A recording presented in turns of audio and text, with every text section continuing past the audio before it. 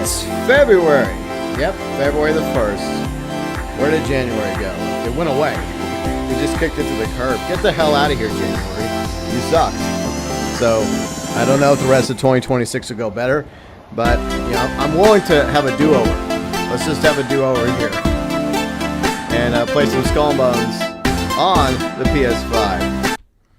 Alright, so anyways, we're going to play Skull and Bones today. The faction war is officially over. Well, for now, there's a ceasefire.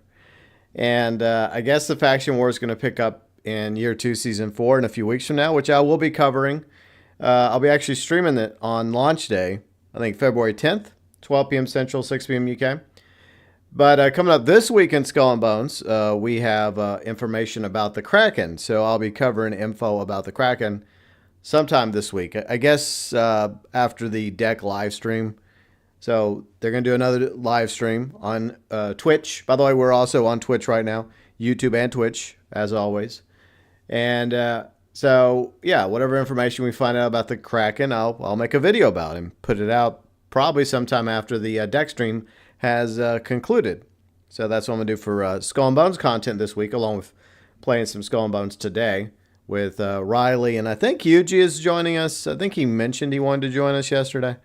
So, yeah, that's the Planderland for today. And I guess we can reflect on the faction war now that it's during a ceasefire.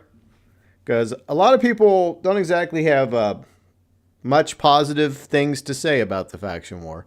And there's Yuji. How's it going, Yuji? So he's going to be joining us. Riley will be joining us whenever she's able to. And we can talk about whatever anyone wants to chat about today, either on YouTube or Twitch. And also going to discuss our thoughts about the faction war. Now, I did do a video a few weeks ago about what my ideas were for future faction wars. But to be honest, I think that a lot of people in the Skull and Bones community aren't really feeling the faction war. So we'll talk more about that in a little bit. But I do appreciate everyone watching the Skull and Bones streams and the content. Very much appreciated. All of you, my amazing viewers, subscribers, followers on Twitch, fans, friends, mods, as well as YouTube members. By the way, it is a new month. We have a new wall up, just like we do every month. We change the wall. And this is when Riley, me, and my sister and my brother-in-law, we went bowling at the Westlake Lanes. There's like 2 bowling alleys in our area that we go to, and this is the other one we go to. We haven't been to this one in a quick minute, though. So maybe whenever Riley gets to feeling better and finally able to go out and about, like, we're going to go bowling. That is the plan.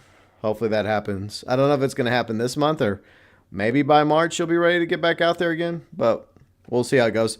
Oh, by the way, before we talk about the members and get going, the January 2026 vlog is available for your viewing, listening pleasure.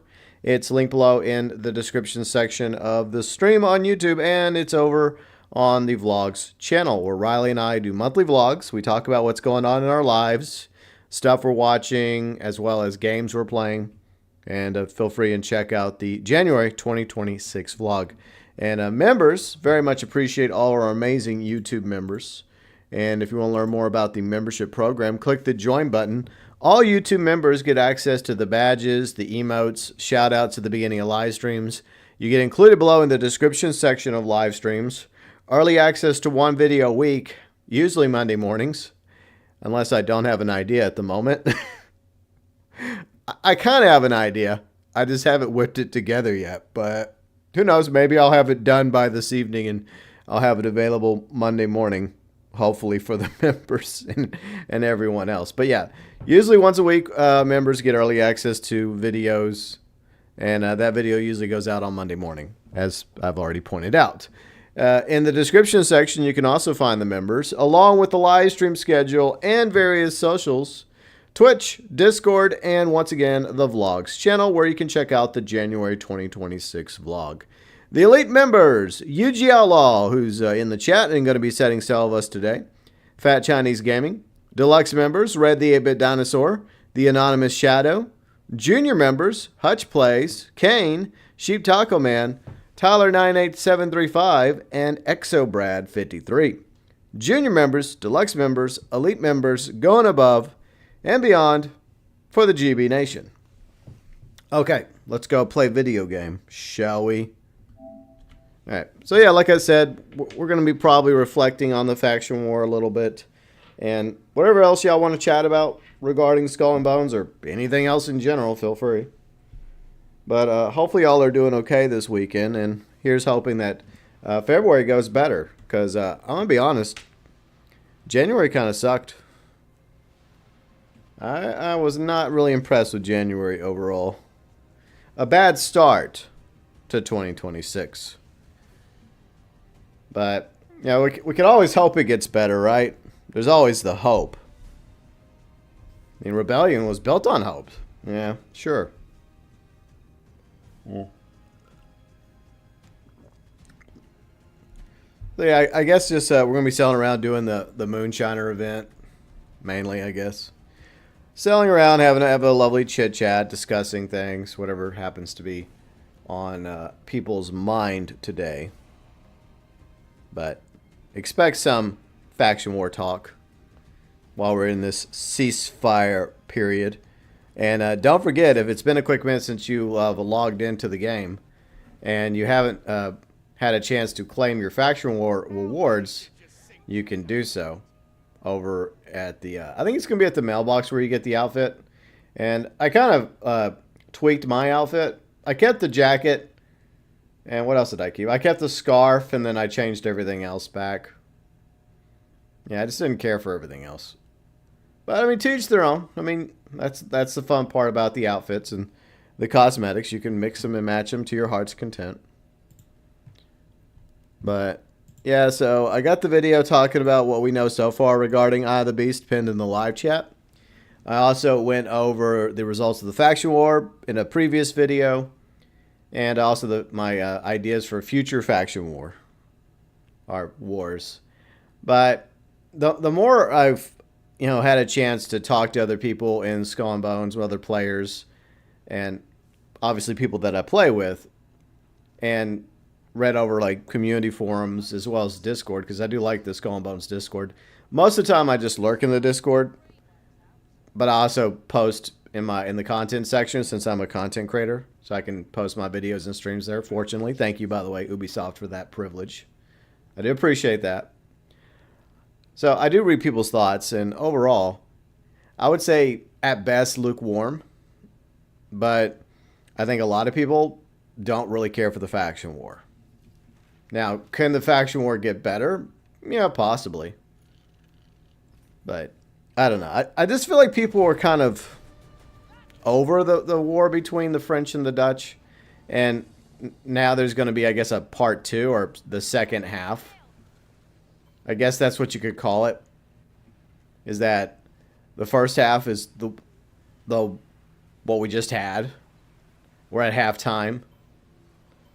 And then the second half is going to start. I don't know if they're going to start it like right away. I hope not.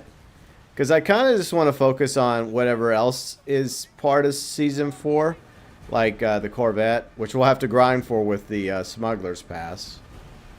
And what else? Oh yeah, the Kraken. I'm looking forward to the Kraken. Hopefully that's cool.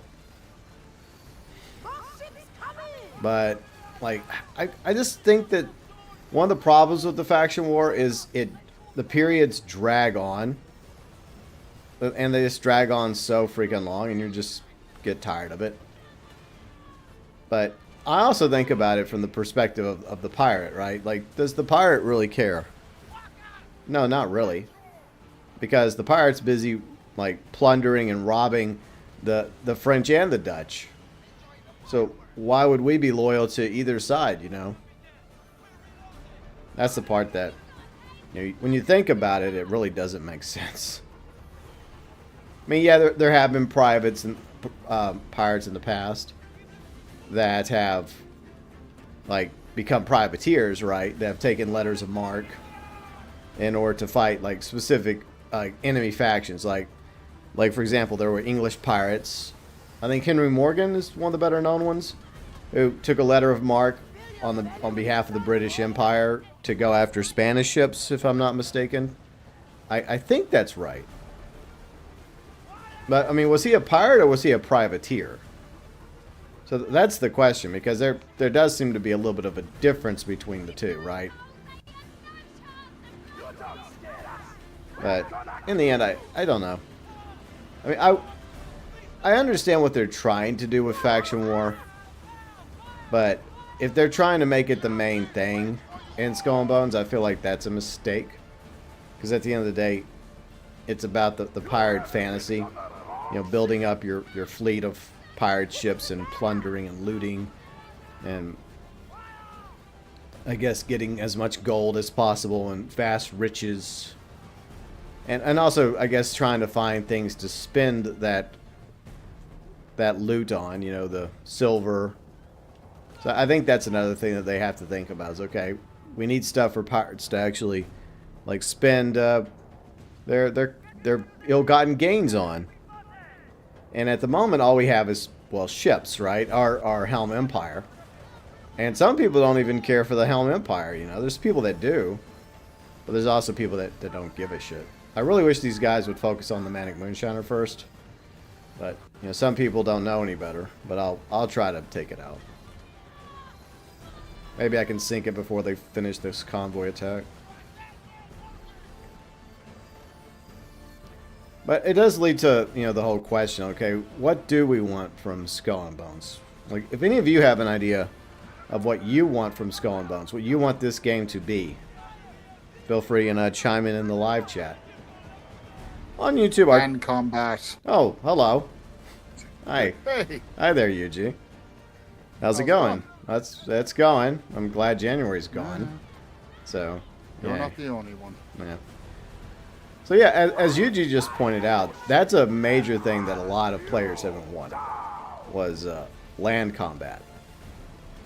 Because ever since this game was first announced in 2017, I know it's been development hell and torn down and rebuilt multiple times since then, before we got I guess the final product. One thing that we looked at in the trailer, and I remember this very vividly, there's some things I remember more than other things.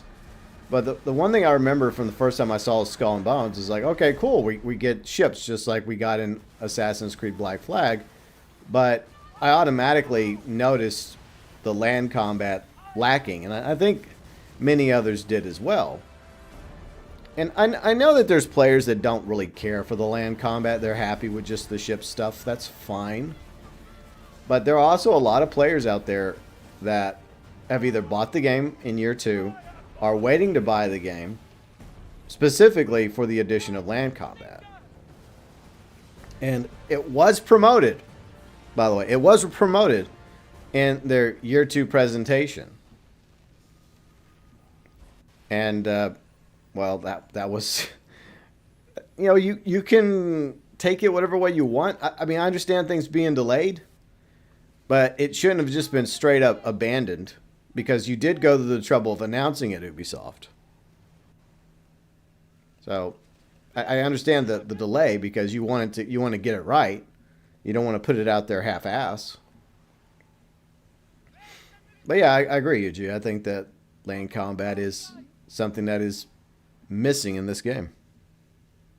I think it's at this point, it's desperately needed because I'm going to be honest, I kind of think this game is kind of a little dry for me right now. Yeah, I understand. I mean, I think a lot of people feel that way. I mean, they're trying to make a thing out of the faction war. And a lot of people are not really as receptive as they were hoping. Yeah. But, yeah, I mean, it has always felt like that this game is missing a part. And that part is clearly the ability to do land combat. That was what people loved about Assassin's Creed Black Flag, is that it allowed you to have that pirate experience, right? Whether it was sailing around on the Jackdaw, upgrading the Jackdaw, boarding other ships, capturing or sinking other ships, and adding those ships to your fleet that you could have, you know, like, I mean, it was an interactive screen, right? You didn't actually see the other ships, but it was kind of a cool, like, mini game that you had on the side that could make you money. And other rewards as well. But it was also the fun part about, like, just going on to all the random islands in the Caribbean. It's like, I'll be sailing around in the Jackdaw, and all of a sudden I'll see this island. I'm like, oh, okay, that's kind of cool. Or even like a small island, right? You'll see like a sea shanty, like floating up, like on a little island, and you're like, hey, I want to go grab that sea shanty real quick. So I stop the boat and I jump off the boat and I swim over to that small island, and I get the shanty or whatever else, like treasure, etc. You know. Yeah. And that's something I feel like that's missing from Skull and Bones. That's why I always wondered, like, why did they botch it so bad? Because they had the formula right there with Black Flag. All they had to do was spin off Black Flag into its own thing, and I don't know, call it Black Flag Online, and they could have just basically just took the whole concept of Assassin's Creed Black Flag and just making it, you know, its own online mode where you could be a pirate and you could go on land, or you could build up your own ships, you know, and sail around on your ships. Well, we kind of get that with the outpost, you know, where we can run around technically. But I mean, this isn't exactly what we wanted. No. So I do feel like the land combat needed to be more of a focus for them than what we ultimately have gotten. I guess they'll add it after they put out the Black Flag remake, because that's what they're focused on right now is Black Flag remake or resynced, whatever it's going to be called. And since it is the Anvil engine, I guess they're going to use that combat, whatever combat ends up being the combat in Black Flag. They'll just port it over to Skull and Bones, which makes sense. Yeah. But yeah, I mean, I don't know. I mean, I understand like the whole like naval combat thing. Like, okay, I get it. Like, I think, yeah, naval combat is a big part of this game. And if y'all feel like it needs to be improved, as long as you don't make it worse, then I support the idea. But this game, it just feels like it's desperately missing that thing, you know, and that thing is not faction war. That thing is land combat. And the ability to, I don't know, either have our own customizable captain's quarters or our own, like, pirate den. I mean, I know that It just kind of feels like this game is just like it's a fun game, or as you call it, it's a guilty pleasure. But you still feel like there's something missing. Yeah, exactly.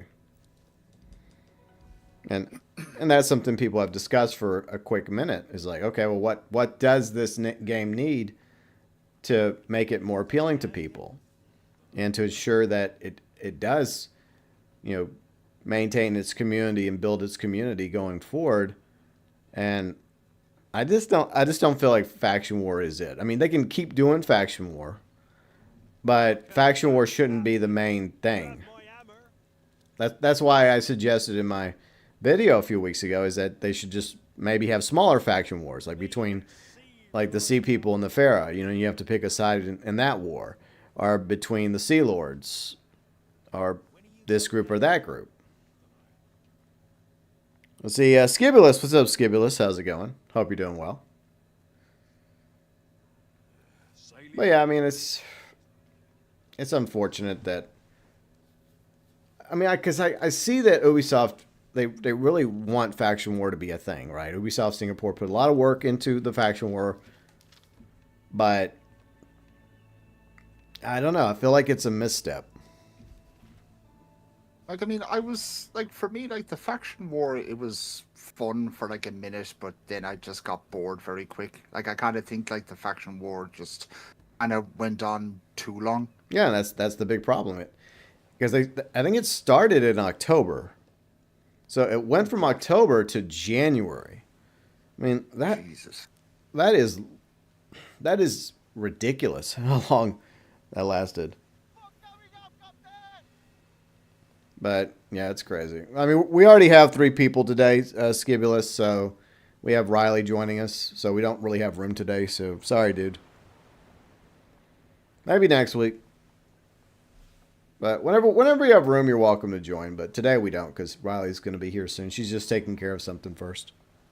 But you're always welcome. All right. But you're always welcome to hang out in the live chat, of course, and watch. So, realistic war that was.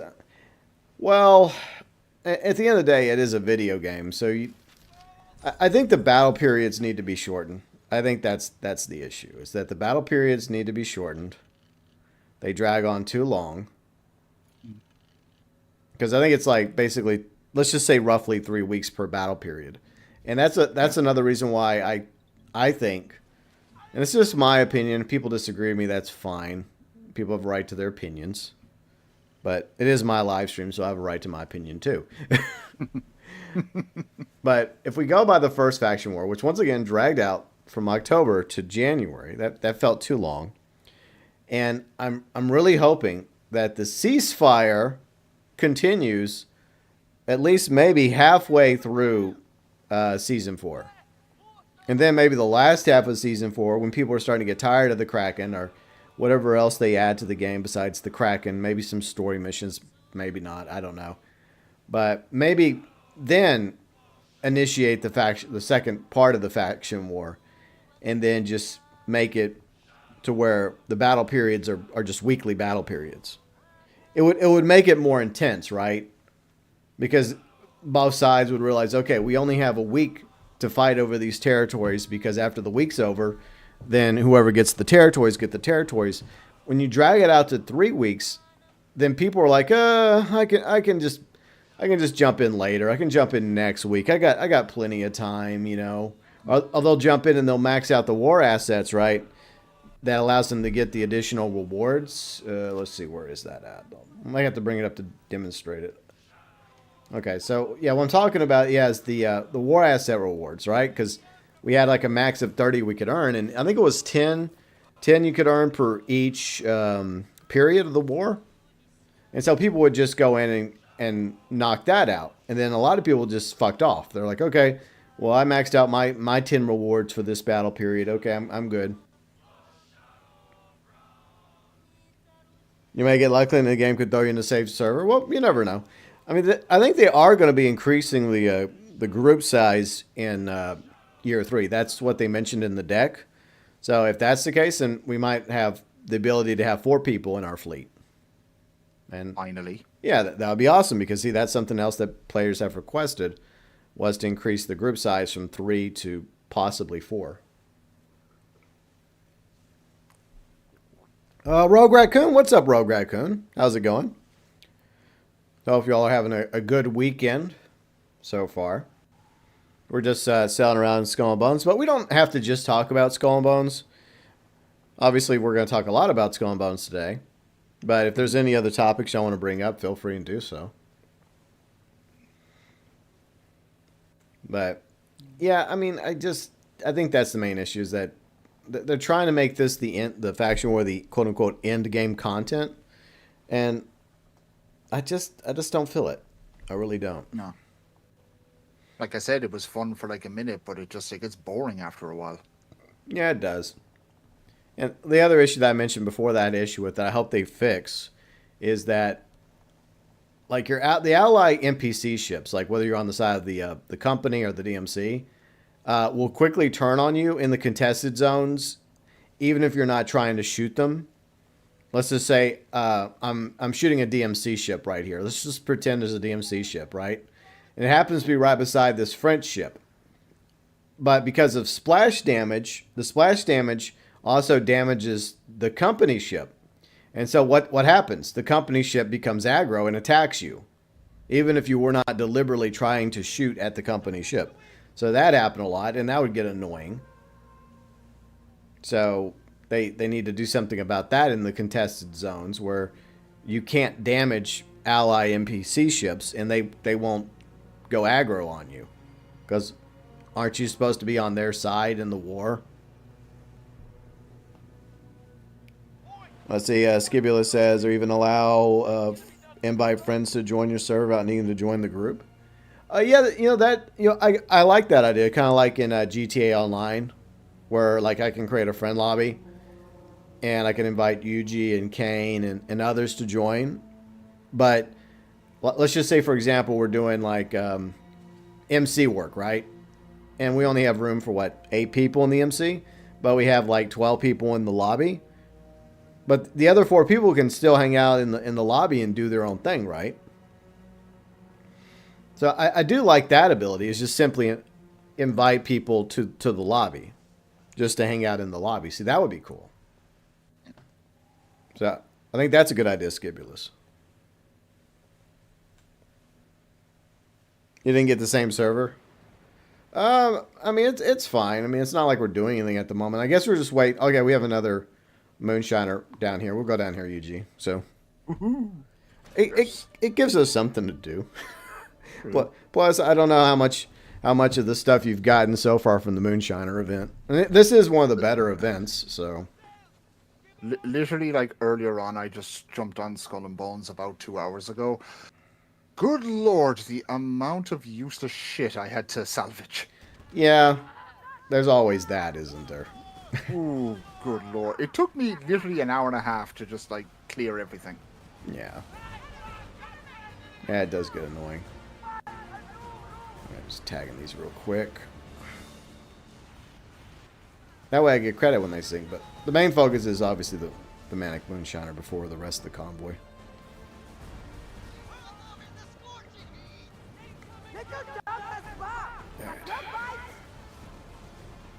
Try and sink this puppy. So what else have you been up to, Eugene?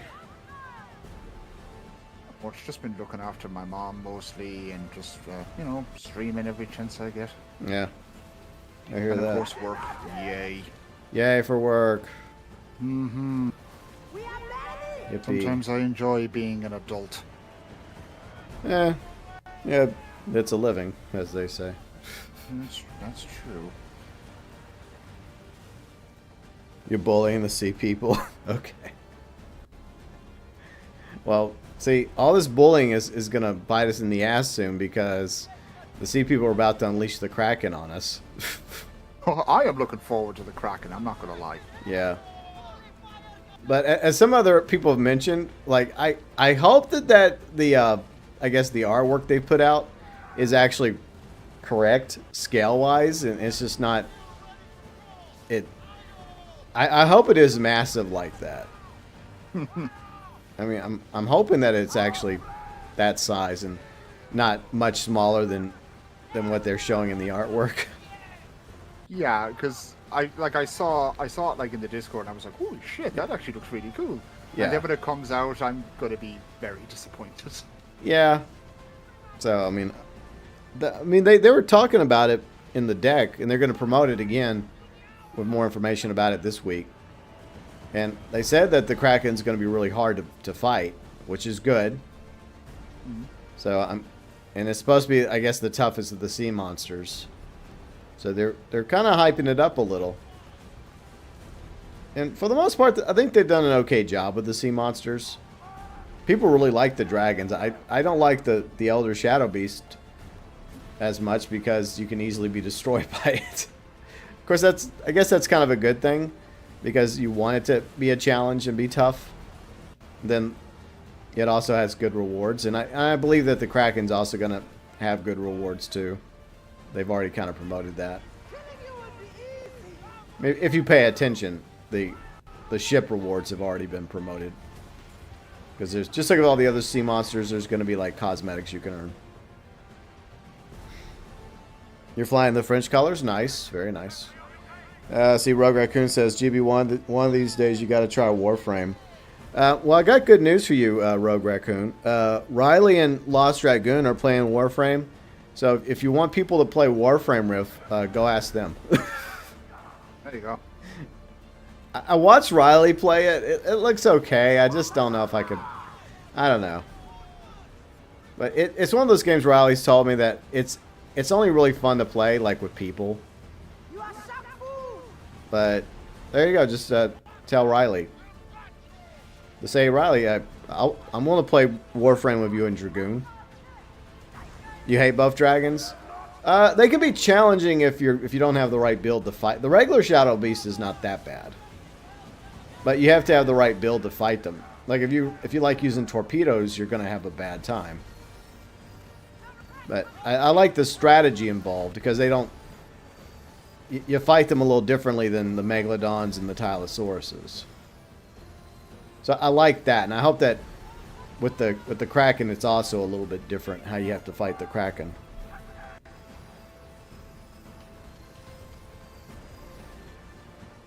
But yeah, the Elder Shadow Beast, yeah, can be very unforgiving, especially if the electrical damage can just completely destroy your ship.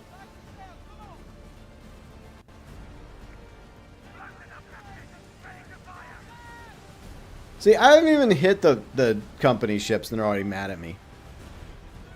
It's like, it's fucking bullshit. I mean, right now I don't really care because we're not in the faction war at the moment. We're in the ceasefire. But, you know, during the faction war was annoying. Okay, good job, lads. Well done. See, sometimes people know what they're doing, and these guys clearly know what they're doing. They know we had to focus first on sinking the Manic Moonshiner, and then go after the rest of the convoy. You gotta go get a haircut, or are you gonna get like a mullet or a mohawk? You're gonna get some highlights. But either way, Rogue Raccoon, hope you have a nice haircut. Yeah, and just ask Riley and Dragoon about Warframe. There you go.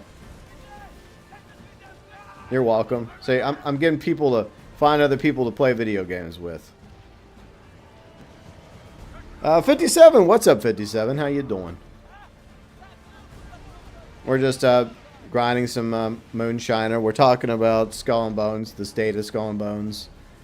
Our opinions about the faction war, what they should do going forward. Well, our opinions, you know, for all that matters.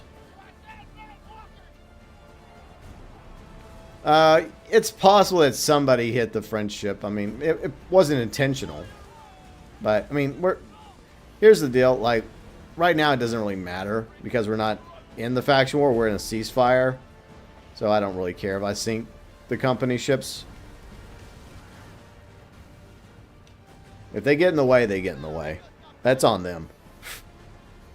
That sounds like a them problem. Exactly. Yeah, but we've been basically just talking about, I guess as the title of the stream suggests, post-faction war clarity. It gave me a good laugh when I thought about that last night. I'm like, yep, I'm using that. Because, you know, a lot of people haven't really had much positive things to say about the faction war. Now that we're in this ceasefire period and the reality that basically we're just in halftime. And that this one specific faction war is going to continue between the French and the DMC. For better or worse. My hope is that with the future faction wars, we move on from the DMC and the company to other factions that are in the game. See, 57 says, doing good about the faction war. Sounds fun. There's things I liked about the faction war, but I guess the big thing that we just talked about a moment ago, and I'll probably mention it a few times today, is that I think that it's dragged on too long. Because it started, correct me if I'm wrong, but I believe it started in October. And I just think that the faction war can't be the only thing. It can be a thing, right? It can be one of those things that pops up maybe once a season, or maybe halfway through a season, just to keep things kind of interesting for like the second half of the season. But I don't think it needs to be as long, and I think the battle periods need to be shortened. That way, it's more intense, right? Where you feel that pressure. Okay, like we have only this week to fight over these territories. So I think that's the way they should do it. Because if you have like 3 weeks, then you feel less motivation, right? Because you're like, oh, I got 3 weeks. Oh, it's no big deal. I got plenty of time.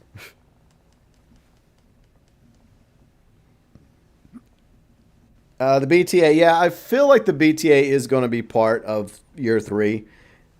Like they didn't really comment on that when that question was brought up during the deck stream. They were like, no comment, which pretty much implies that the British are coming. Oh boy. Yep, the British are coming. Oh, Jesus. And that was something I've theorized for a quick minute now, is that the real power behind the faction war, the one faction manipulating it to have the company and the DMC like go at each other's throats is the one faction that's not in the Indian Ocean at the moment, that's trying to get in the Indian Ocean. What better way to get that foothold than to have the other two factions beat the crap out of each other and sink each other's ships and, cost each other, crew, officers, lives. And by the time the faction war is over, like, the company and the DMC are too weak to stop the BTA. See? I mean, that's what I would do, strategically. If I was trying to take down two rival factions, right, I'd get them to fight each other.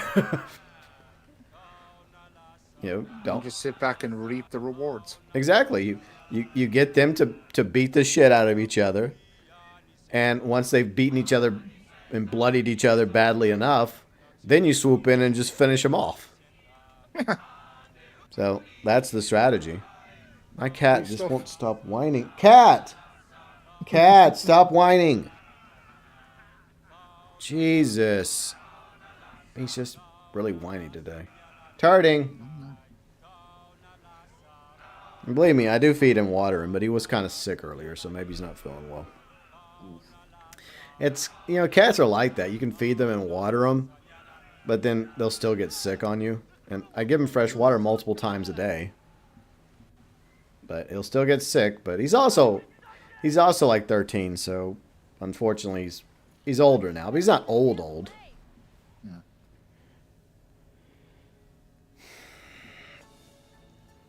But I do think that it's a mistake for them to put off the land combat. I think that I understand delaying it. I get that. Especially if maybe they low-key didn't feel like what they had for land combat was going to work. Or maybe they just need more time to flesh it out more. Okay, cool. But I wouldn't have put it off entirely. I would definitely want to incorporate it into year 3.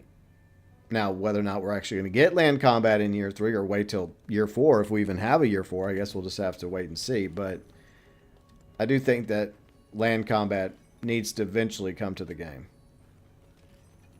But I know, like, some people out there, they're not going to wait till year 4 to get land combat because some people have no patience. Yeah.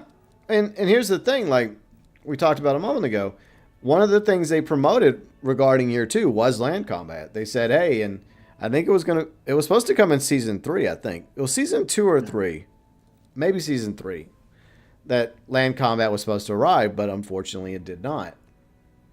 And there are people that they've told me this, that they bought the game because, they thought that land combat was coming. And that's one of the reasons why they were holding out, was obviously they wanted a better price, and they wanted land combat. No. And so there are some people that are understandably upset right now because Ubisoft hasn't delivered on that promise of land combat. So I get that. And then I know a few people, including my friend Pat, a.k.a. The Professional, like, he was willing to come back to Skull and Bones and buy Skull and Bones, but the one thing he's waiting for is land combat. And I get the feeling he's not the only one. See, there's a high chance the Carb Beard, Evil Board as well, so you could get ships. I don't know if they're ever going to allow us to get ships. Like, I don't think that's... I mean, maybe we could board them and sell them or something. I mean, that could be a thing where you board them, you have the ability to decide whether or not to sink them for additional loot or materials, or like just like seize the ship, and then if you seize the ship, you have the ability to sell it, like for additional silver or additional currencies in the future of the game. I don't know. Why did I just move all that to my warehouse? I moved things to my warehouse I didn't want to move to my warehouse. I'm just sitting here. Oops. Like, the commodities, I want to sell the commodities. I don't want to move them to the warehouse. You fool. But it is Sunday, and let's just admit, usually Sunday's the day that most of us are like, just barely functioning. Hey, what's up, Snake? How's it going? Hope you're doing good.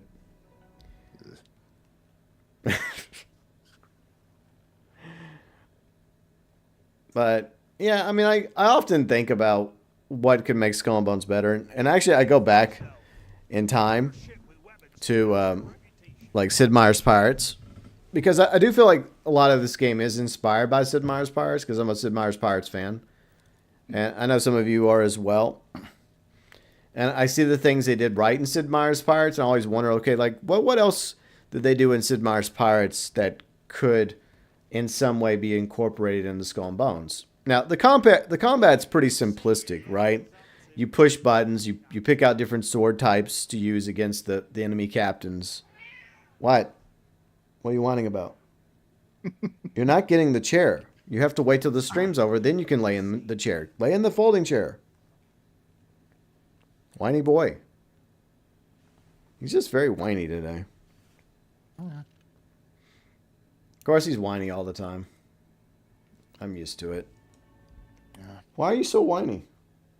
Turning, why are you so whiny? I mean, the way he sounds, it just sounds like he's the most mistreated cat of all time. Aww. That's the way it comes across to me, though. No, I can't sell that. That's damn a lot. Come on, Mako. Give me a better deal here. I swear. All right, so that I can sell that. All right. All right. Let's go down here. And we'll see if we can sell to the commodity trader. All right. See if she will buy from me. Will you offer me better deals than Mako? On some things. Okay, well, at least I sold a few things. Damn it. Man, I swear. It is annoying trying to get a good deal on stuff that we worked really hard to steal. Mm-hmm. Let's see, Riley says, whiny, I wonder where he gets it from. Hey, I'm not whiny. That's not true. I don't know what you're talking about. See, Snake says you mentioned Sid Meier's Pirates. Coincidentally, I tried to play the Commodore 64 version this morning. And how did that go, Snake? 57 says, I wonder if Skull and Bones adds fleet system where you can pick any ships to follow you on the seas. I feel like it's an interesting idea because it is something that you can do in Sid Meier's Pirates. You can basically have additional ships follow you around. But I wonder also if the game could handle that. I don't know if the game could handle us having like an extra ship or two, like NPC escort ships, based on the ships that are part of our fleet. It's a cool idea. But I just don't know if that would. I don't know if that would be feasible, because there obviously are limitations to what an online game can do or can't do. See, Skibbolus says the graphics in Skull and Bones reminds me of Abandoned Ship, another pirate game. Okay. 57 says cons would be slower speed for larger ships. Yeah, exactly, because there's, like the Brigantine and the Sloop of War are the fastest ships in your fleet, so they could easily keep up with you as good escort ships. But yeah, if you had like larger ships in your little fleet, they would be technically slower. I guess what I would do, if I was able to have, like, let's just say we each could have like 2 NPC ships that were our own ships, right? And they were just captained by NPCs, but they would be our support ships. I'd probably roll in with probably the Sloop of War, and then I'd probably use the Bark as my. I'd probably want to have a DPS ship like the Sloop of War, and then I'd want the Bark, which is a decent support ship. I feel like that would be a good, like, nice little fleet.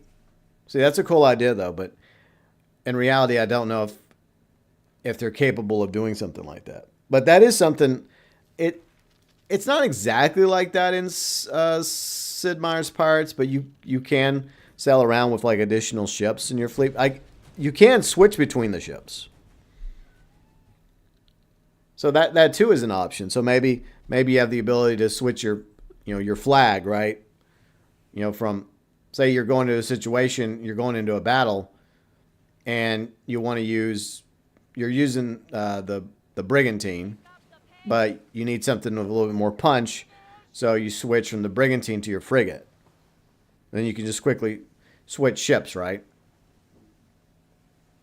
So that's an idea. You need the OG manual for pirates. It's copyright protected. Okay, that sucks. All right. There we go. All right, we have another Moonshiner fleet to attack. All right, I'm all back. All right. All right. So Riley, let us know when you're ready, my dear,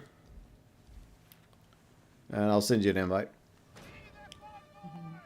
C57 says exactly. Plus, to make it a bit more fair, take up your group slots. Oh, I see what you're saying. So, yeah, I mean that would kind of suck if you were playing in a group, because then you wouldn't, even if, let's just say hypothetically they upgraded to like, because they're supposed to be like increasing the group size. I don't know if they're going to increase it to 4 or higher, but I guess that would be a trade-off, right? Because if you're playing the game solo, then at the very least maybe you could have your own ships as NPC support ships.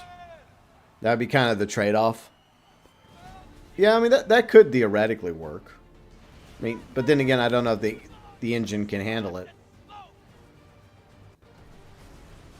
But I mean, it's an idea worth brainstorming a bit, and it would, I guess, since we have so many ships in our fleet, it would be like, okay, I don't normally use the bark, but it's nice to have the bark part of my fleet because, it'll provide me some additional healing and support while I'm in battle.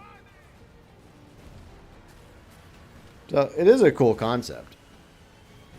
But then there's also the possibility of those ships being destroyed, and I guess if they're destroyed, then you have to basically go back to the dock to, I guess, repair them. I guess that's how it would work. But they wouldn't. It would depend on like how you built them up, right, with the armor and the upgrades, etc., and the furniture, based on how long they would last in battle.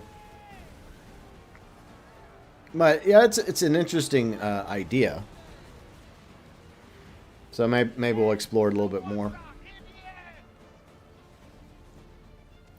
But yeah, I guess that would be the kind of the trade-off, is that, like, and there are people that play the game solo. I kind of do both. I'll play the game solo, then I also play with friends. Because it would be kind of weird, though, if, like, Yuji and me and Riley were sailing around the game and we each could have additional support ships. We'd have, like, this big, massive fleet. Good lord, yeah. And they would probably be crashing into each other. And it sounds like a cool idea on paper. But I could see problems arise from it, Mm-hmm. Alright, let me sell back here. And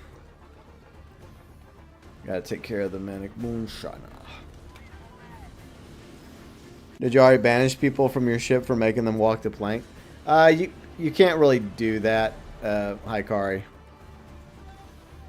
That's something you really don't have any control over your crew. They're supposed to add officers. That was another thing they were going to add to Skull and Bones that they've put on hold. And you were going to be able to like recruit officers, and the officers were going to add certain benefits. I don't know. They never really explained it in too much detail. It was just one of those ideas they had for year 2 that they abandoned. But I mean, they may bring it back in year 3.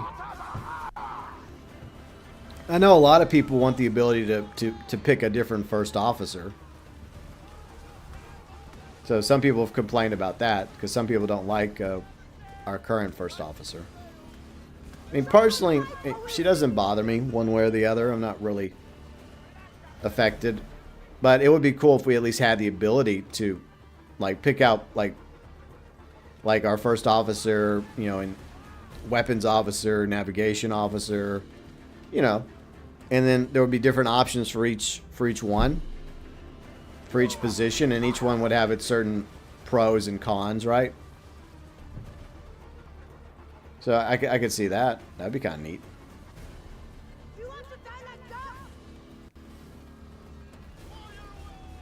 So you'd have to just pick, okay, I want this navigation officer because this navigation officer will allow me to do this, this, and this.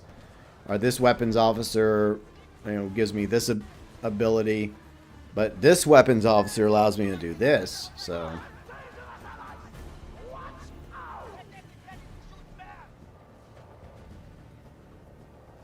So I can see the pros and cons there. Well, that's kind of the point, though. If you had the ability to pick between different officers in each position, because there'd be officers that would appeal to you, and then there would be officers that don't appeal to you, based on like how you wish to run your ship.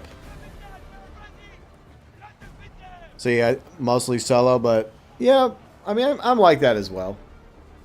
Like, there are times I'll sail around solo, but then there's times I'll sail around with Riley or UG or Dragoon or Bounty whenever they're playing. And a few others that I've played that currently don't play anymore.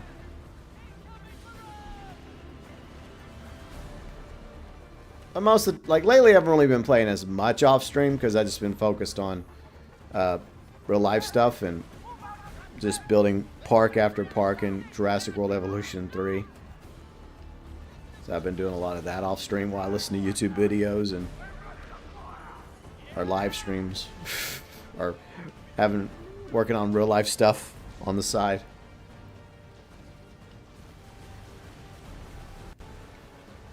There. Move, you big bastard. Jesus. What's wrong? No, my ship wouldn't move. Oh, it is a big one. That's a big bitch. Yep. Lord. See, Andre, what's up, Andre? How's it going? Sucks we can't do that. Yeah, I mean, there are definitely a lot of interesting ideas out there that we currently can't do. Whether or not they actually become reality in the future remains to be seen.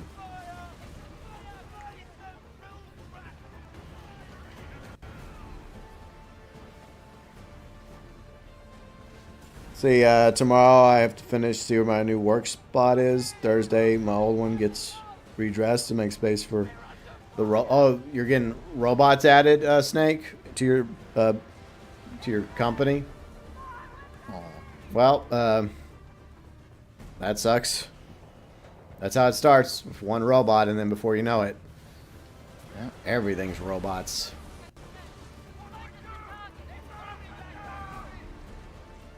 Yeah. Damn robots taking over everything. Heck, it's getting to that point. Now, it wouldn't be so bad if everybody had I guess a universal basic income where they could just survive, right, and just live their life and not have to worry about working if they don't want to work.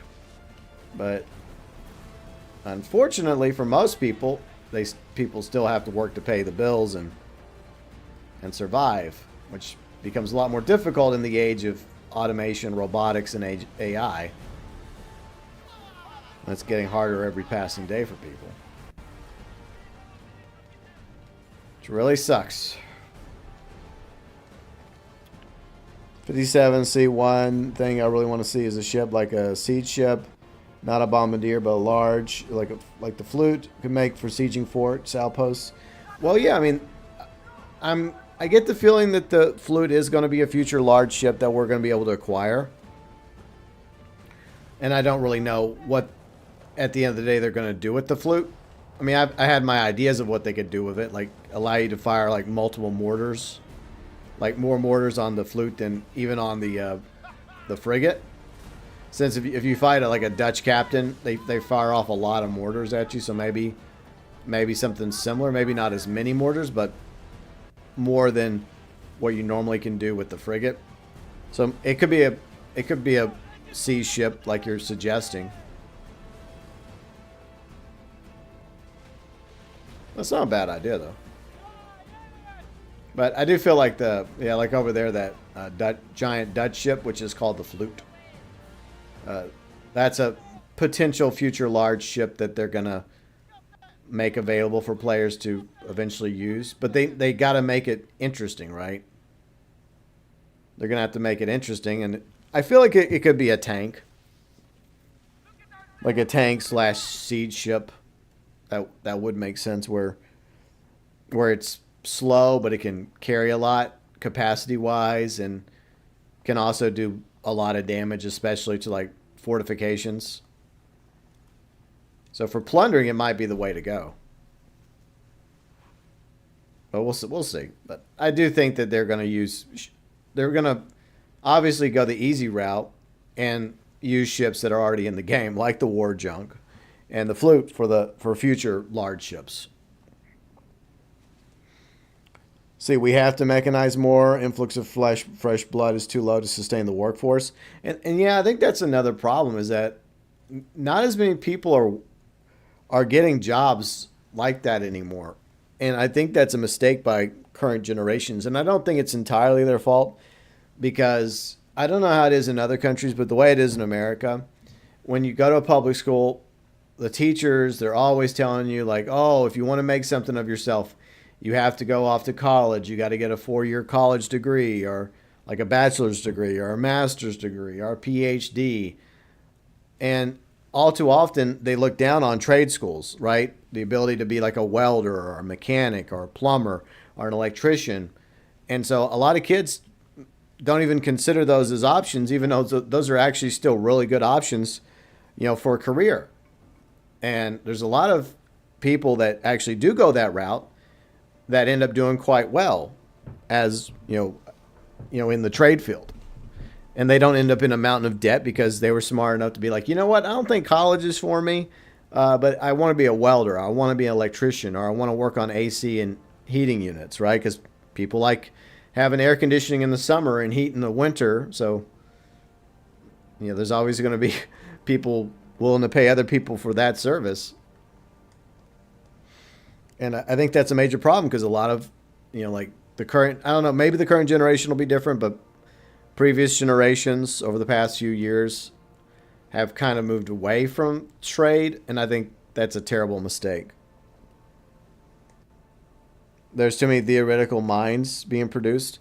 Well, it's been done by design. It's just to make people, and I hate to say this, it just makes people worthless. It's like, okay, good. You have this degree in general studies and a minor in fine arts or whatever, and you're also a mountain in debt. And oh, by the way, nobody cares about that degree when you're trying to find a job. So they're just screwing people over. But it really started back in public school in America. I mean, there was a time when we had like on-the-job training, where we had like welding shops. We had this kind of stuff. I don't know if they still do it. Maybe they still do in some public schools. But in Texas, they did. And maybe they still do in Texas. But that's why I really want like the focus to go back to promoting like apprenticeship programs and trade schools and whatnot. All right, I'm going to go dump this stuff. And if that one moonshine battle's still happening, we can go over there. Oh, you're ready for an invite? Okay. I'll send it to you. All right, babe. Here you go. Here's your invitation.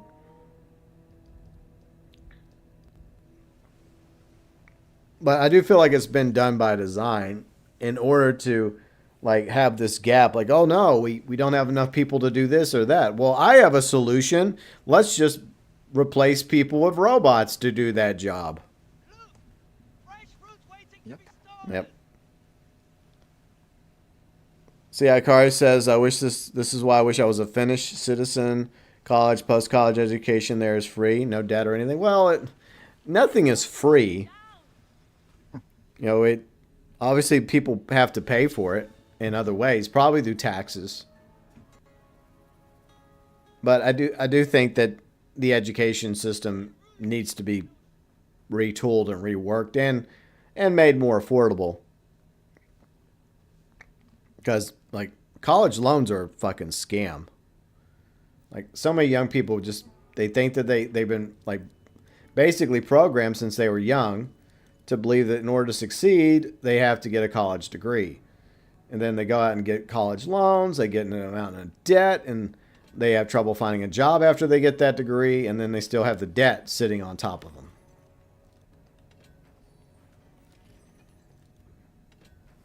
That was one thing I did agree with President Biden on, was that he was trying to do, push for loan forgiveness. So I did agree with that, because it's been a racket where these companies have been putting these loans on these young adults, just screwing them over, like stacking the deck against them before they even have a chance to succeed in life.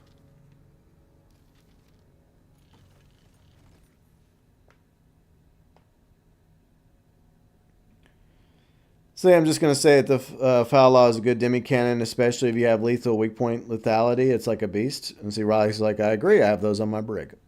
Yeah, they are good demi-cannons. I'm not really a demi-cannon person. I'm old-fashioned. Riley jokes about this all the time, because she doesn't like the fact that I prefer to use culverins. And she's like, no, but the culverins are weak. You can use this and this and this instead. But I like using culverins. So I'm just going to keep using culverins.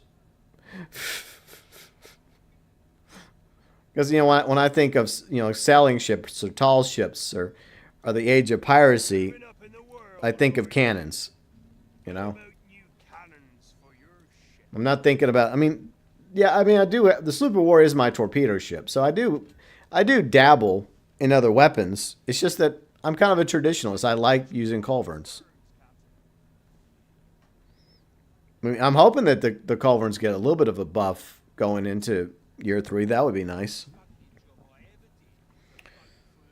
Wouldn't mind the taxes if it was worth it. See, I'd choose expensive taxes with good service. Well, I don't mind taxes. I just want to know that my taxes are actually going towards something legitimate and not being magically whisked away into politicians' pockets. So I don't mind paying taxes, but I just think that there needs to be a lot more transparency and oversight when it comes to exactly what our taxes are going towards. But I don't want taxes to bury us either, right? And in some places, taxes are just ridiculous. So I'm about being reasonable when it comes to paying my share of taxes. But I don't think people should be. I think taxes should be as small as possible percentage wise. See, heck yeah! Plus, anybody thinking what they're going to equip on their Corvette once it comes out? See, Riley says the Coronet 57 or demi cannon. I think Riley and I were talking about that the other day. I think Riley's idea was she was going to put, I guess, a white jade on the front and on the back of her Corvette. And then, I guess, whatever Riley suggested in the live chat. Because, yeah, the Corvette's going to be a support ship. So you want to have some sort of healing weapons aboard it, right? And by the way, Riley, you're welcome to join the live chat with Yuji and me. So, Yuji, are you interested in the Corvette? I'm interested because there's one thing I do want to do. When that ship comes out, I just want to put it side by side with the frigate and just compare the two. Yeah, we can do that. And, speaking of Corvette, the Manic Moonshiner uses a Corvette. So you can kind of get that comparison already. But each one kind of serves a different purpose. They're both flagships, but they operate a little bit differently when it comes to helping their support ships, which are the medium small ships in the game. So I think that's what they were trying to do when they made the Corvette's abilities a little bit different than the frigates. Now, by design, neither the Corvette or the frigate will support each other in battle, which is fine because they're both large ships. They're both meant to be flagships, right? So it makes sense that the frigate wouldn't help the Corvette with additional boosts, or vice versa with the Corvette and the frigate. But each one operates a little differently in that regard. But if you want to go in with more of a tank ship, then obviously you're going to go with the frigate. But if you want to support DPS ship as your flagship, then you're going to want to go in with the Corvette. But I'm definitely looking forward to trying out the Corvette.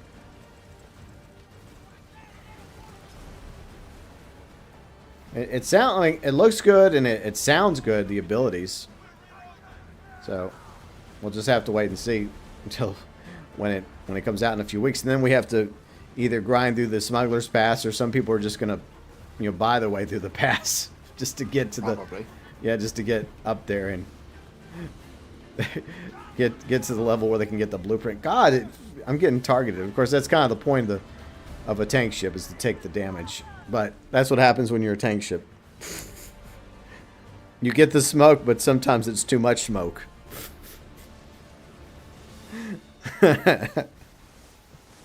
Pros and cons, right? Oh, yeah. All right, let's go back into the fort. All right, let me grab the loot real quick. And we almost got it beat, so... I only came up here because there's nothing else going on, so might as well. It happens when the healers get targeted as well, but that's kind of the point of the tanks, though. The tanks are supposed to take the brunt of the attack. I mean, whether it's a battle junk or a frigate or one of the other tanks in the game, that's the idea, is that you're supposed to take the attention away from the other ships, so the other ships can also do their part in the battle, right?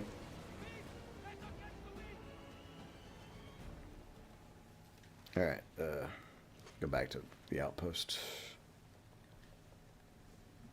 I think I'm going the wrong way. Yep, story of my life.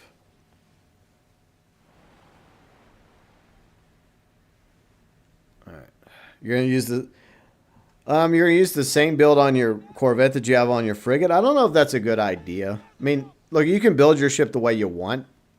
That's my philosophy. Just build it how you want, unless your better half is really good at building ships, and then just let her do it. Yeah. That's what I do. Well, I do get some input. Like, for example, as I mentioned a moment ago, I am a Corvin guy, like the GeauxBurns. I do like having regular cannons. Well, I mean, I have heliports, which are really good. But, I'm just old-fashioned, so... In that discussion, I insisted on having cannons on my frigate, right? All right, 57.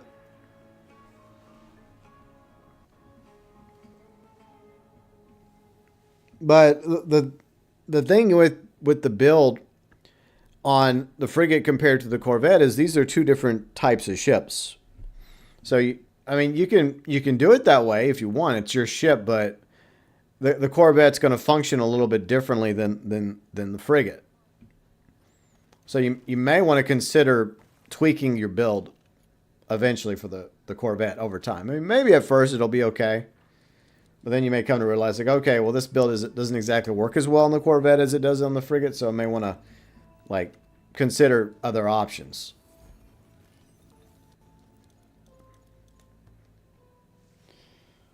So it happens to healers. Get targeted healers are really important for the team. Yeah, exactly. Not enough people do support ships. And that's the good thing about the Corvette being a support ship, because that means more players are going to be using the Corvette in battle, which means you're going to have an influx of support ships.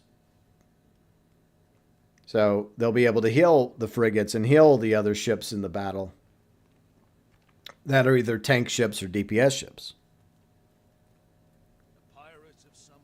I'm gonna cook some food. Y'all want some food? Y'all want some grilled coconut? Y'all want some grilled? I had my dinner before I jumped on. What's for dinner? A steak. Nice. That's a good dinner right there. That's a very manly dinner. Some steak. Yeah, and of course most people know I like my steak medium well. Oh, I like my medium. Like in the middle. Fair enough. I find that whenever I go to like a restaurant, because everyone cooks it differently. Yeah. Is that like at a restaurant I'll say medium well, because sometimes they'll cook it not well enough. Mm-hmm. I mean, I like it to be pink. Well, yeah, I don't mind a little bit of blood. I don't want it gushing blood, whenever I, Yeah. I poke my fork into it. But a little bit I'm okay with, you know. But I don't want my steak burnt either. So no thanks. I like to have a little nice juicy chew factor. And if you're a vegetarian or a vegan, I apologize, but I'm an omnivore. So, sorry, not sorry. I'm not forcing you to eat steak, but I like me a good steak. Same here. Well, on occasion. Yeah. Well, yeah. I mean, you don't want to have a steak all the damn time, but I haven't had one in a quick minute. Maybe Riley will cook some steak this week.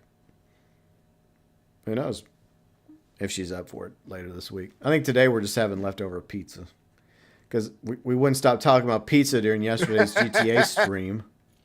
Yeah, like I was like watching it and I was just like, oh, fuck this. I'm just going to get pizza. There was one left in the freezer, so I said, I'm taking it. Yeah.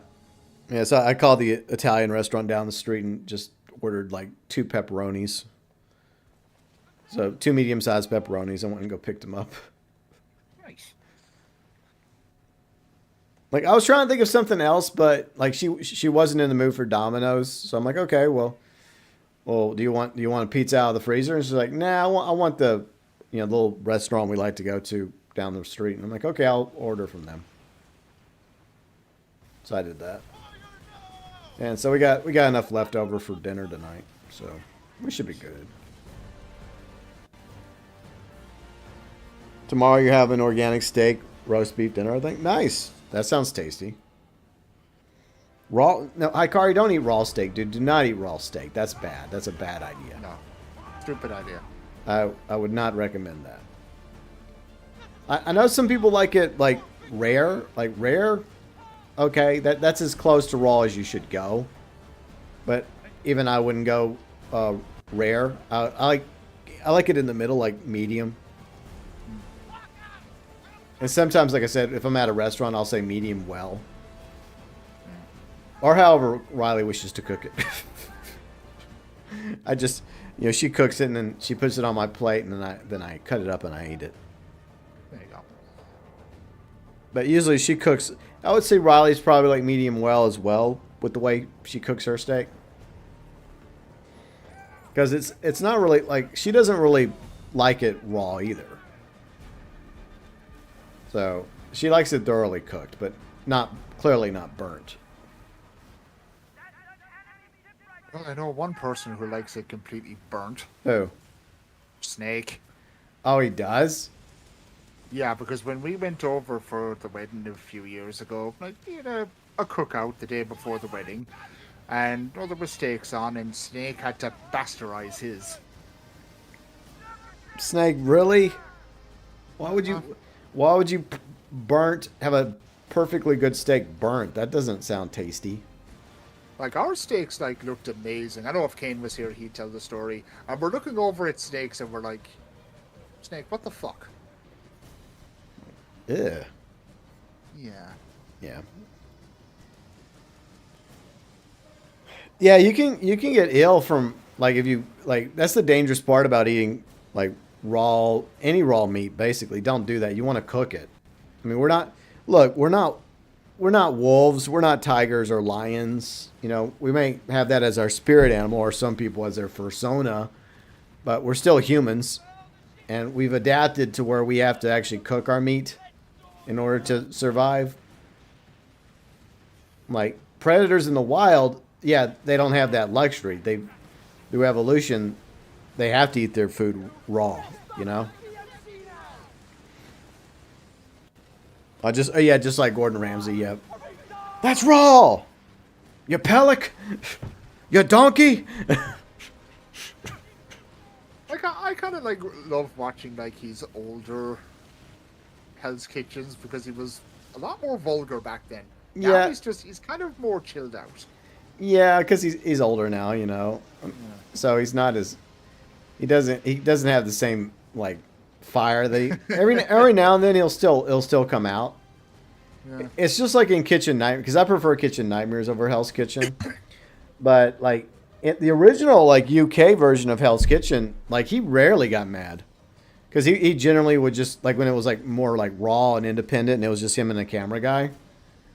Like he was just generally going to these restaurants, trying to help them, right? And he would just be there for several days, just hanging out, just having random comments and helping them like improve their restaurant. But then every now and then he'd get into an altercation with one of these restaurant owners, and he would start yelling at them, but he would have to be like pushed really hard to do it. But then whenever he got to the U.S. and started doing like the U.S. version of Hell's Kitchen, then he started really getting triggered. I guess it's because he was having to deal with Americans, and it just pissed him off. Okay, look, I've watched a few episodes of Kitchen Nightmares, and some of them I can't blame Gordon for getting pissed. Yeah, I agree. Welcome back, 57. I don't like burned steak. I like well cooked. Well, from what Yuji just told me, it sounds like it was burned, Snake. Snake, I'm going to give you an old Irish saying, and this is something my late father used to say. When it came to your steak, you made a bollocks of it. Oof. Yeah. So Akari says, Big Boss Snake, Metal Gear Solid, 8 raw animals.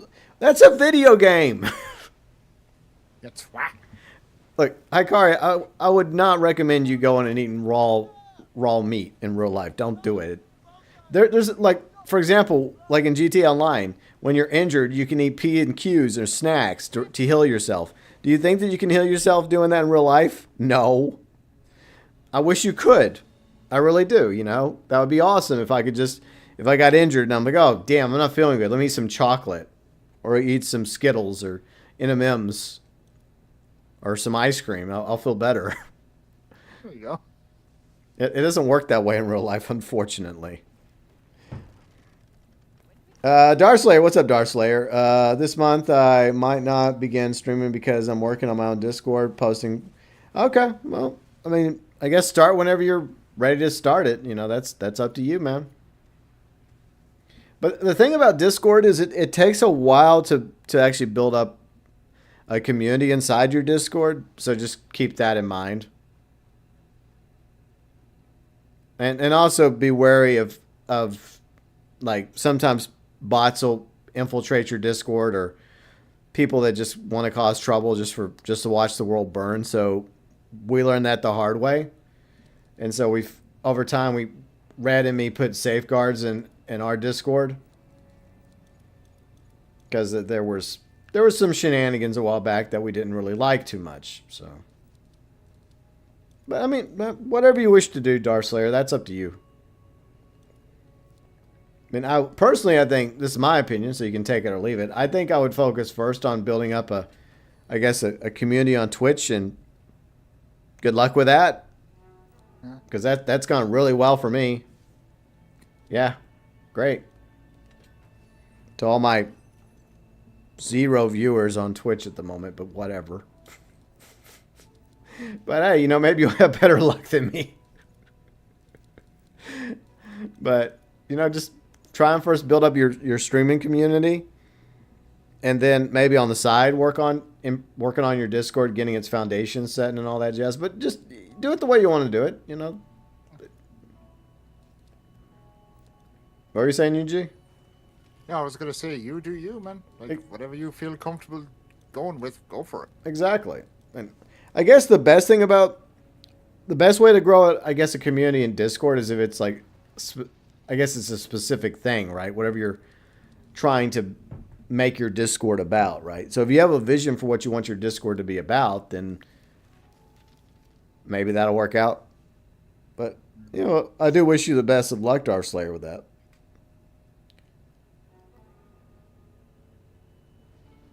You took out a Dutch captain with a cutter. Well, I mean, the cutter's, like, if you fully upgrade the cutter, it's a pretty strong little ship, just like the Defiant in Deep Space Nine, it was a small ship, but it was also a really powerful little ship, Mm-hmm.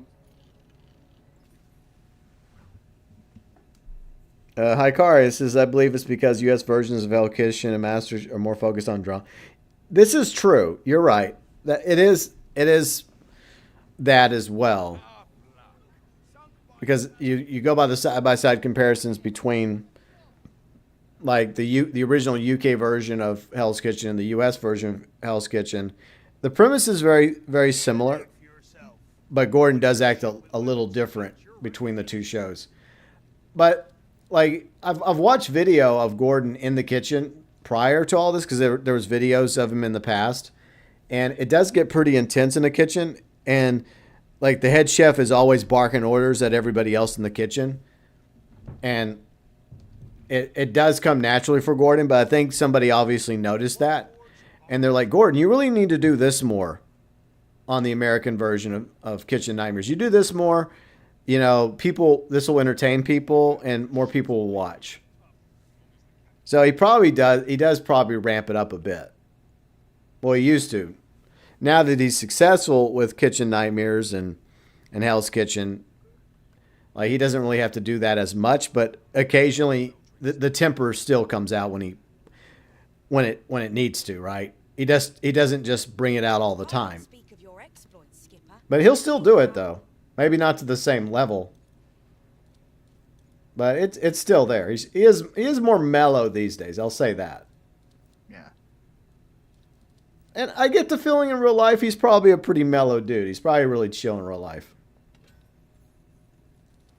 But when you're in the kitchen, it's like it's the war zone, right? It's, you know, he's putting on the helmet, right? He's going into battle. He's locking in.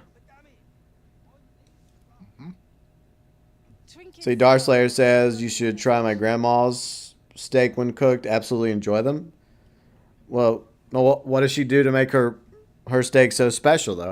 Was she season it? Does she marinate it? Like, how does she cook it? All right, we sell those. Yeah, I'll sell this too. I forgot if I kept the grip. I'll sell that. Get that out of here. Let me look at the warehouse real quick. Hello. Hi, babe. Hey, Riley. I'm alive. Yay. Hey. Yep. How you feeling? I'm doing okay. Just been fighting a hiccup. It doesn't go away. Oof. Yep. Hey, Riley. Welcome back. Yes. Boo! Don't scare me because it's not going to work. Damn it. Good try, though. At least I tried. Yeah, you did. Don't keep away too long. I should add. I mean, I'll take your word for it, Dog Slayer. That I mean, both my grandma and my granny were both really good cooks. You know, so I believe you. I was just curious about what made her steak so tasty. I blame Yuji for all this. He's the one who starts talking about steak. You asked me what I had for dinner, and I give you an answer. Okay, and then fine. We can share the blame. There. I ain't sharing shit. Wow. See, 57 says, I wonder if we get fourth-rate gun ports than the frigate. 20 broadside guns, both sides, front, rear. Maybe 4 auxiliary. What, for the flute? Like, maybe... I mean, I do think the flute needs to be... Like, they're going to have to make the flute appealing in some regard. Like, to where...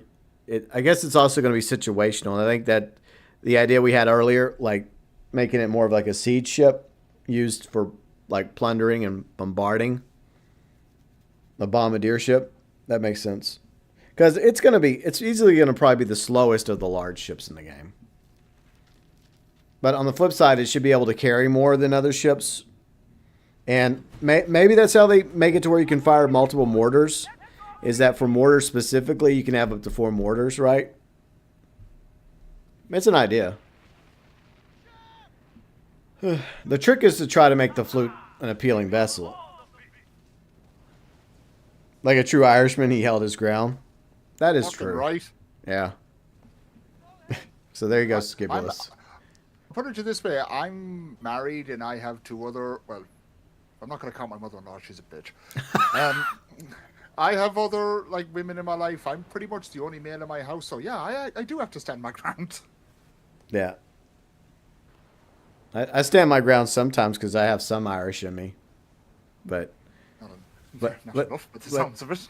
But sometimes, you know, most of the time, I just decide, you know, the path of least resistance when it comes to disagreements between Riley and me. I'm like, okay, yes, dear. Like, I pick and choose my battles, okay? I do too. So that's my philosophy. Is like not every hill is worth dying on.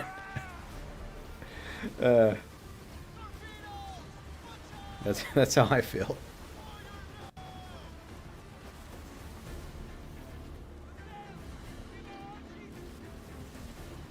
So yeah, Gordon, famous big guy, culinary world. Well, yeah, his mentor, yeah. Because I've seen video of him when he was younger, and like he's in the background, and like his mentor is the one running the kitchen. So yeah, that's where Gordon learned a lot of that from, is from his mentor.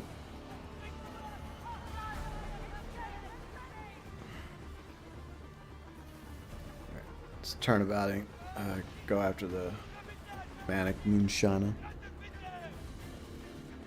They should add triple barrel cannons. I don't know if they're gonna do that, Darth Slayer. I mean, I think that's in one of the ships in Pirates of the Caribbean, right? I forgot which ship is it in Pirates of the Caribbean that has that weapon. But yeah, I'm trying to remember which one. As I think I vaguely know what he's talking about. I think the Flying Dutchman had it. I could be wrong. Yeah, it might have been a weapon the Flying Dutchman had. So, and I think it was like their front guns, right? I think. I mean, it's an idea. I mean,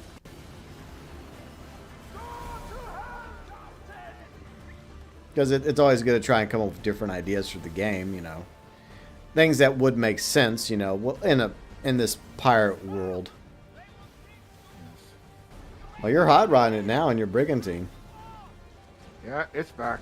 Yeah, nice. Maybe I'll switch to my sloop of war in a little bit. There you go. But then again, I don't know. I think I'm better off staying in the frigate because I'm providing, you know, something special in my own right to the game while you're in your brigantine, Riley's in her sloop of war. So I feel like it's a good balance between us. Yeah, my sloop of war, I need to upgrade that a few more times. Yeah. Yeah, Riley can give you some suggestions. Well, I need plague dust anyway, but you know what that means. Yep, you gotta fight LePest. And I don't want to. He's not that tough. But for me, he's a pain in the ass. Alright. That was called puffer cannons? Okay. Alright, well, I mean, that is an idea. I mean, if that... I mean, I'm always thinking about different things they could add to the game, right? Especially, like, different weapon types that currently... That would make sense. Like, you don't want a fucking Gatling gun or nonsense like laser guns. Or because even, like, torpedoes are kind of stretching it. But we kind of, like, excuse it, you know? We're just like, okay, fine. We'll allow torpedoes. So it's always trying to think of something that would work, but not too ridiculous.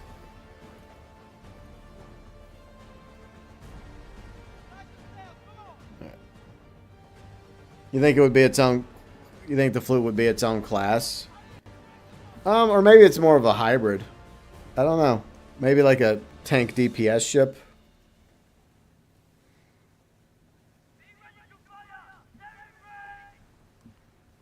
Alright. Good job, everyone. Well done. Thank you. Alright, let me collect the loot. Ah, shit. We almost got it. Yoink. Sorry. My bad. Alright, let me catch up with chat real quick. Where did we leave off?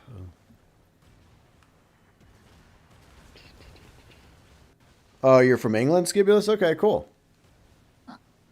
Yeah, we got some friends and viewers from the UK.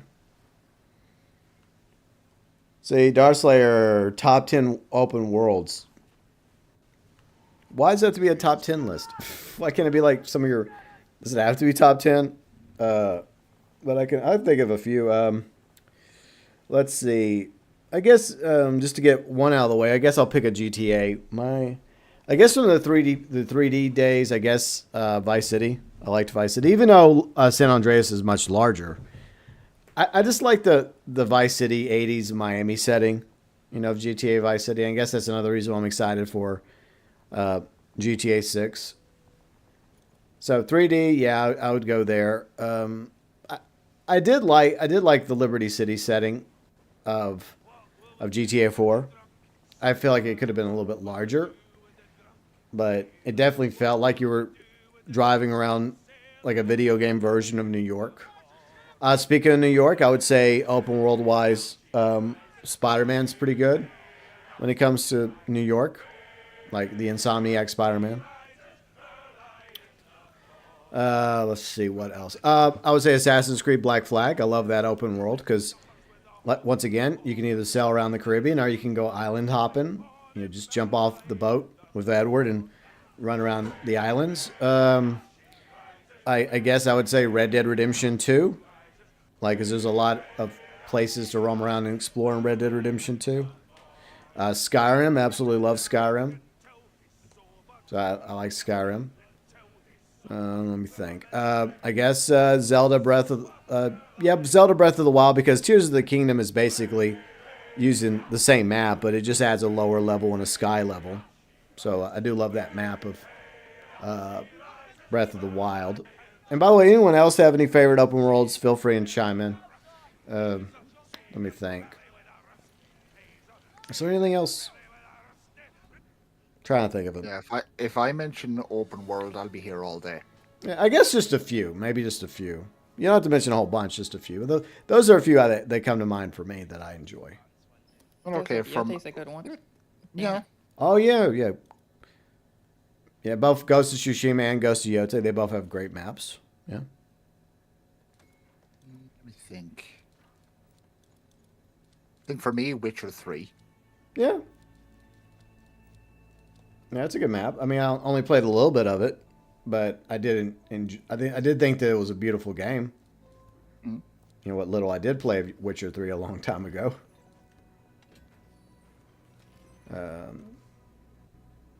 Division is open world. Not really. It's kind of limited, but that's just me. Okay. See, when it comes to choosing battles to fight, it reminds me of a storybook of our school required to read. One line. It's not cowardice. Is that Sun Tzu you're referring to? Because I did read Art of War. I think I have Art of War somewhere around here. Because that's kind of like where my philosophy is from, like picking and choosing your battles and like deciding where you wish to fight this battle or that battle. Ancient wisdom, right? See, 57 says, I do wish we had that. Maybe like a dual culverin. You could fire 2 cannons or dual demi cannon. Yeah, that would be kind of neat. Hey, Red, how's it going? Hope you're doing well. See, Skibbler says you could literally swim across the map if you wanted to in Black Flag, but I wouldn't recommend doing that. It would take a while. Plus, I think you can still get attacked by sharks. Still, I guess it's a funny thing to try, right? Skibbler says, I literally just noticed we're wearing the same outfit, same hat. Oh, you have the one with the purple one? Yeah, I have that hat too. Minecraft? Yeah, a lot of people like Minecraft. I'd say Minecraft is definitely an open world experience. But any other open world maps y'all can think of that you like? I think, like, for me personally, Final Fantasy VII Rebirth. Okay. Cool. All right, we'll go back over here to St. Anne. I would say, like for Mafia, do I like Lost Heaven or do I like Empire Bay more? That's a tough one because I like both Mafia and Mafia 2. And I also like Mafia 3, but I do feel like I like the world of Lost Heaven and the world of Empire Bay a bit more when it comes to open world. I mean, they're not technically open world games. They're linear games set in an open world. But it's still technically open world. I guess I like the 1930s feel and vibe of Lost Heaven. like 1930s Depression era Chicago. Moving up in the world, or So that looks cool. how about new cannon? Skibula says Assassin's Creed Odyssey. Yeah, a lot of people really like Assassin's Creed Odyssey and Origins. And, of course, Assassin's Creed 2 set in Italy. That was pretty nice. And then Assassin's Creed 3 in America. Oh, yeah. Sea of Thieves. Yeah, Sea of Thieves does have a really beautiful world to it.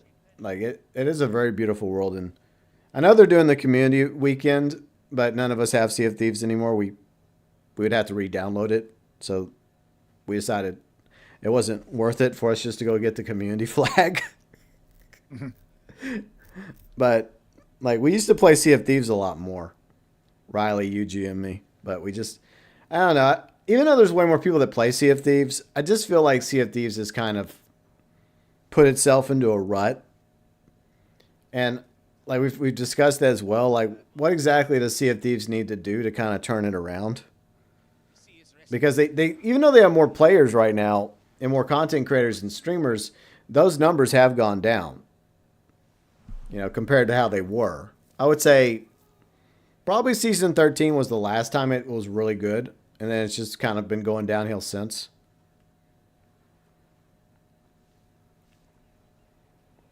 See, Red says Capital 3 Capital Wasteland. Yeah, I played a little bit of Fallout 3. I always meant to go back to Fallout 3, but I've always heard good things about the world of Fallout 3.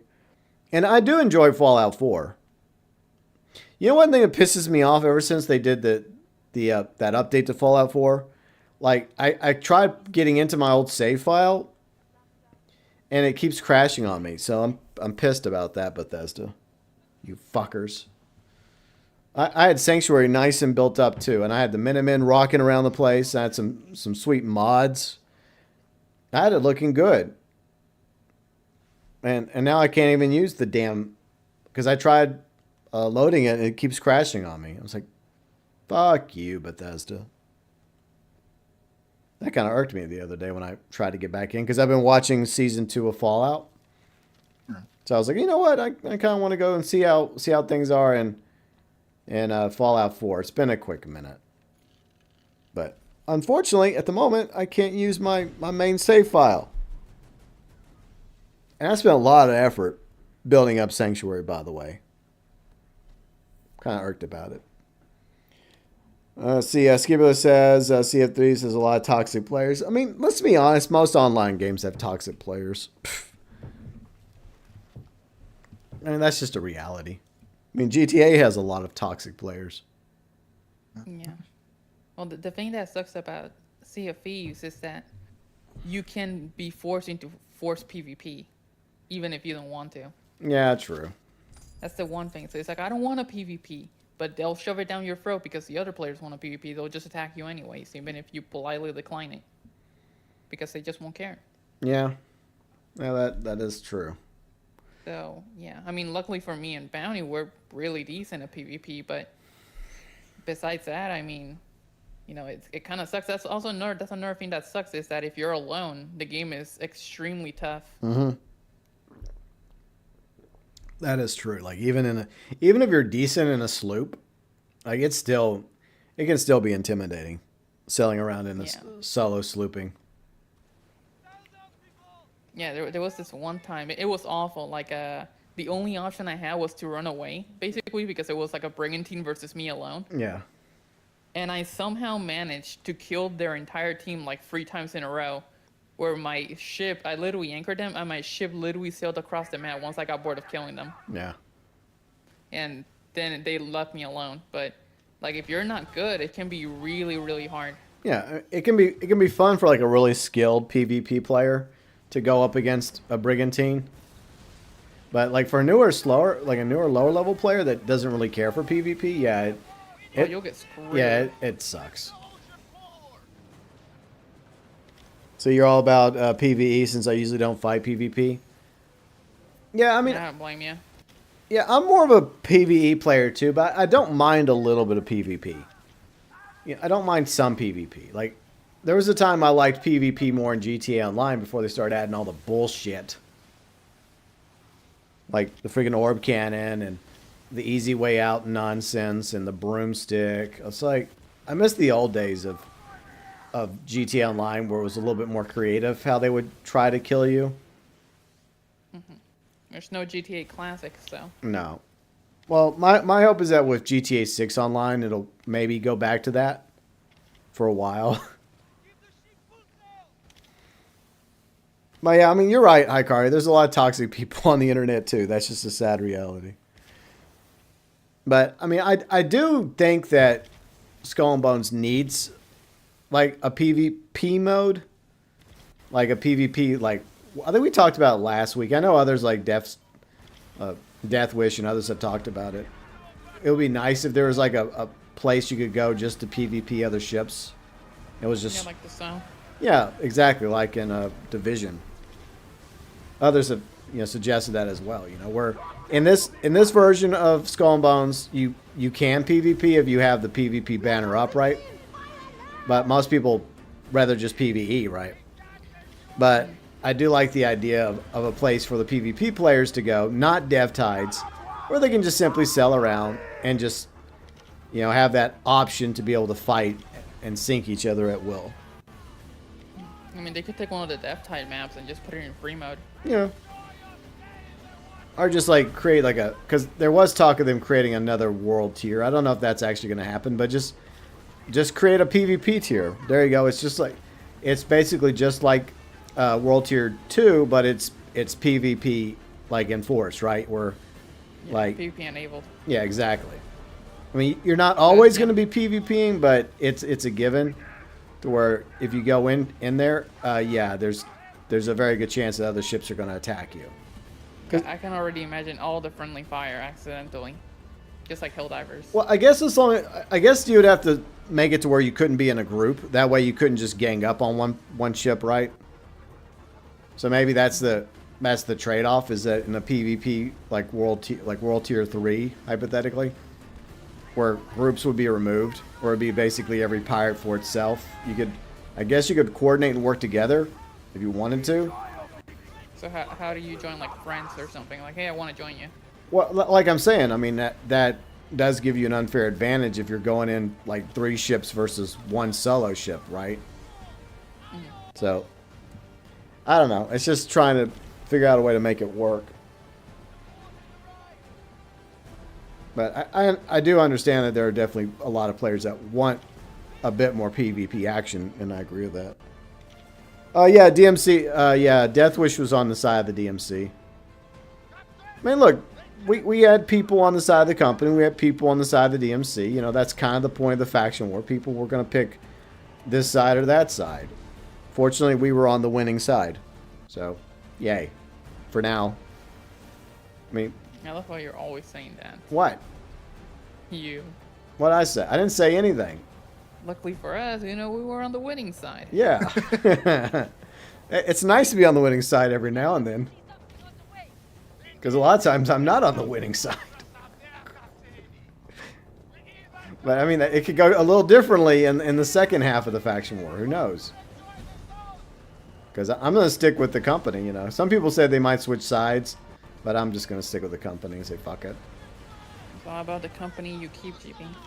Yeah, we talked about it earlier, but we can talk more about that in a minute. Let me catch up with chat once we're done here. Oh no, I failed to sink the sea monster I wasn't even after. Well, no. How do you sink a sea monster? Well, kill a sea monster. Kill. It's like you whenever you used to say you'd throw missiles at people. Huh? You used to say that all the time. What do you mean? Back in GTA, how you were going to throw missiles at people. I throw them at them, yeah. Yeah, it's the same thing.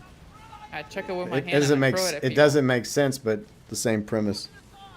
Snake says, I don't like PvP, I prefer PvE. Well, I mean, then you would love Skull and Bones because it's mostly PvE. With a few exceptions. I do get the whole point of switching to PvP sometimes, because you can get bored of fighting the computer. Yeah, and I understand that, and that's why it would be nice if there was like a PvP version of the Indian Ocean. Like you have the low tier version, right? You have World Tier 1 for the starters, right? And then eventually once you get, you get through the main story of Skull and Bones. You do that, and you've been able to build up a ship, high enough in rank, and you feel comfortable with the game to where you want to ascend from World Tier 1 to World Tier 2. Then you're ready to take a step into a larger world, right? Mm-hmm. But the players that also want to do PvP should also have their own world where they can, PvP to their heart's content. All right, let me catch up with chat real quick. Let's see. Red says, same. Nowadays, I'm fine with PvP. Toxicity, as someone says, is something new. Yeah, exactly. You're gonna find that in almost every single online game. It's just a unfortunate reality. But you also find some good players too. I mean, there's plenty of good players in this game that help each other out all the time, because there's always people that are asking for help, like taking down a fort, or they need materials to build something, and then most of the time you'll see other people jump in and help. So I'd say overall, Skull and Bones is a very good community. Are there some people that are toxic that play? Yeah, but you're gonna see that in a lot of communities, especially like Dead by Daylight. Yeah, or GTA. Yeah. Or COD. Yeah, I mean it's just an unfortunate reality when it comes to online gaming. See, 57 says, I do have a tiny idea. Red Sea could be the true PvP zone since most trade goes to the Suez. Yeah, I mean, that's an idea. I mean, see, I just don't... I think the reason why I don't think it would work is because then they'd have to create an entirely unique area just for PvP, when they could just simply just create a third tier, a PvP tier, and use the same map and the same everything, except for it's just like PvP's always on. I think that's the simpler solution. All right, Yuji will be right back. Okay, Yuji. Hello. Hi. Yes, Gibulus. The north part of the map doesn't even... I mean, we may eventually get the north part of the map as an expansion. Still waiting for it. Yeah. Because the original map... Let me see if I can... I think I have a screenshot of the original map. I have to go into the archives real quick. Let me look in the album on my PS5. I have to go all the way to the... Did you ever get to do that, JB? Go into that low-res world? Yeah. No. Remember, we watched it, but I never got a chance to do it. Because you know me, I like going outside the map, just like in Red Dead Online back in the day. Yeah, you did that all the time. Yeah. I do kick myself for never doing it, though. Okay, so here it is. Okay. All right, so originally, see, this is just a screenshot, by the way. Look how different the map was back in year one. So originally, this was going to be a new region that they were going to eventually add to Skull and Bones. Now, they may do it in the future, say maybe year 4 if there's a year 4. I don't know, maybe not. They did discuss it in the Q&A section during the deck stream over the last week, which I did talk about in my Eye of the Beast video. But you may notice that the map looks a little different now. So go back into the game. What are those blue icons? Well, that was the way it looked back then. But notice how they no longer have the paper tear here. It just conveniently I mean, if you look here, you can tell that there's supposed to be more land mass here, right? But it's not as obvious in this version of the map. Yeah, it's covered by a giant cloud. Yeah, it's just covered by a giant cloud. So either A, they're eventually going to give us an expansion somewhere down the road, or they've just low-key abandoned the idea of giving us an expansion at all. They just don't want to straight up say that. I guess it just depends on if the game makes it past year 3, right? Mm-hmm. See, I'm sticking with the French Forever Company. Yeah, that's my attitude, is that I don't even know if people are going to be able to switch sides, because we still have the pendants, right? Even during the ceasefire, like we still have the company pendants or the DMC pendants. So you may not even get the option to switch sides in the second half of the war.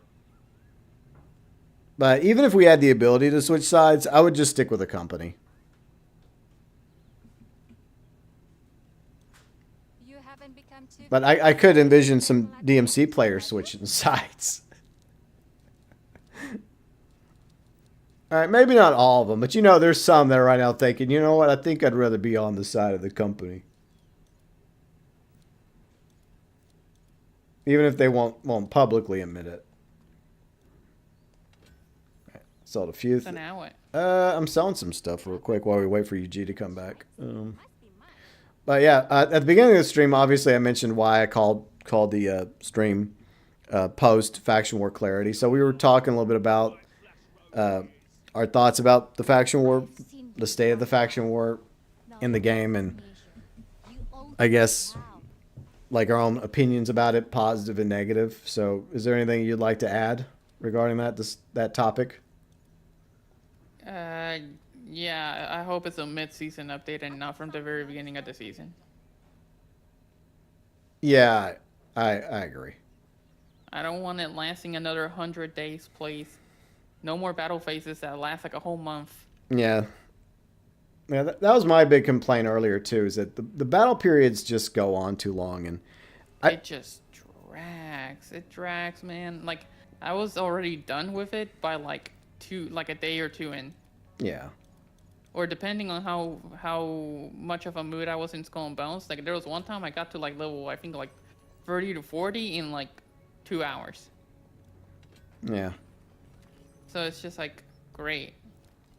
Okay, like it could be just like a week. Just make it weekly. Yeah, exactly. That's what I was talking about earlier. It makes it way more intense if the battle periods are weekly. And they hold it off to the second half of the season. That way you focus on like the crack in the first half of the season or whatever else they want to add. They'll probably add other rotating events as well, right? Yeah, the crack in the vote and whatever event insert here. Yeah, they'll do that.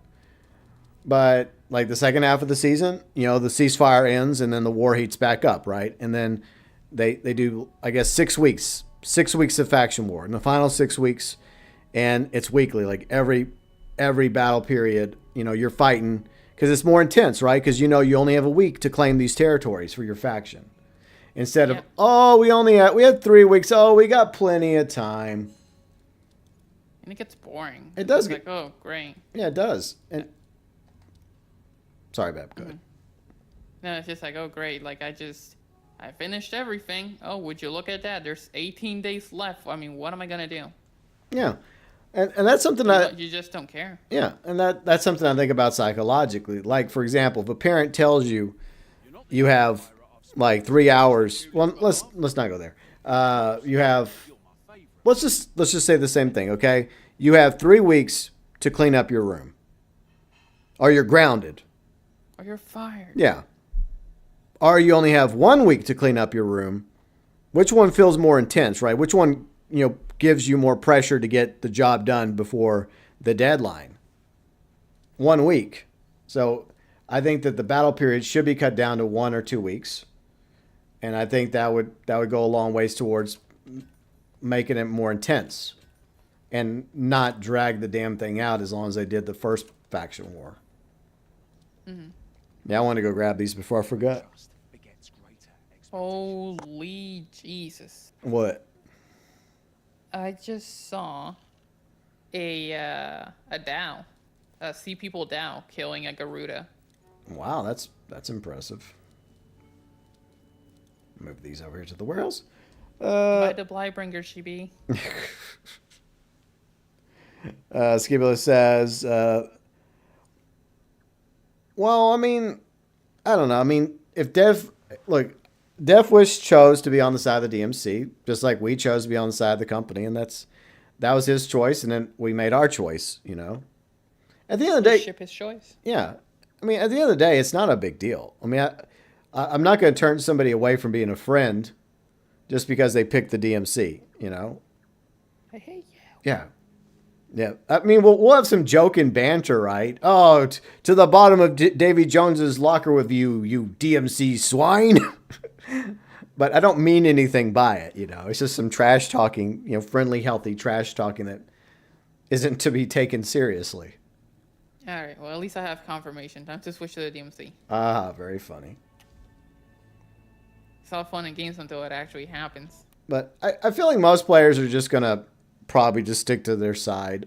So I feel like Deathwish will probably just stick with the DMC. If he has the option to switch, I don't know. I mean, I don't know him personally, but at the end of the day, in the grand scheme of things, it doesn't really matter. And I feel like most people have the same attitude about the faction wars, that like Ubisoft wants it to be the thing, but they're trying to make it the main thing. And I think that's the mistake. It could be one of the things, right? But like dedicating the entire season to a faction war, I think is expecting too much, especially since a lot of players don't really seem to care for the faction war. Mm-hmm. Okay, see, 57 asked a question. I thought the DMC surrendered. Okay, no, it's a ceasefire. Basically, they're dragging. In other words, they're dragging out the faction war. So you notice the DMC still has its territories. These territories, this territory, which I still call shenanigans on, anyways, and these territories. But look, I guess sympathy. All right, fine. You can have 7 instead of 6, I suppose. But if you go by this long thing that I didn't bother reading. Long thing. All right. So if you go by this, which it's a lot. Too long, didn't read. But if you go to the bottom. It's basically a recap of the whole thing. Yeah, it's a recap.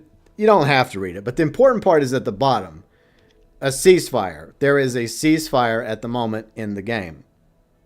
Like I said, they're tracking out the faction war just to the season 4. So, yeah. So eventually, the faction war will continue, even though the territories were already fucking claimed. And at the beginning, they said the territories could not be like once a side won a territory, it couldn't be won back by the other side. So it does feel like they're kind of walking that back, kind of, sort of. I just hope that they actually re-update the map to whatever you got this season. Yeah, like I suggested, like cosmetically changing the look of certain areas. Yeah, because can you imagine if we did this whole thing and we fought so hard only for the map to literally look the exact same next season? Yeah, I mean, that'd be lazy. Yeah. And this would literally be like a full filler season, too. Yeah.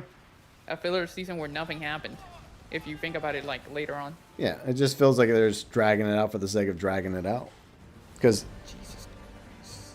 Moonshiner. Then that means I can continue my DMC plunder. There you go. I guess that's a positive way of looking at it, 57. Once the faction war starts up again.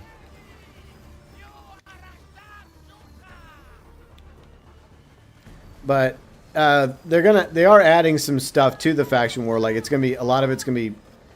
They're trying to tie the helm more into it. So that's going to be interesting to see how that goes and how that's received by the community.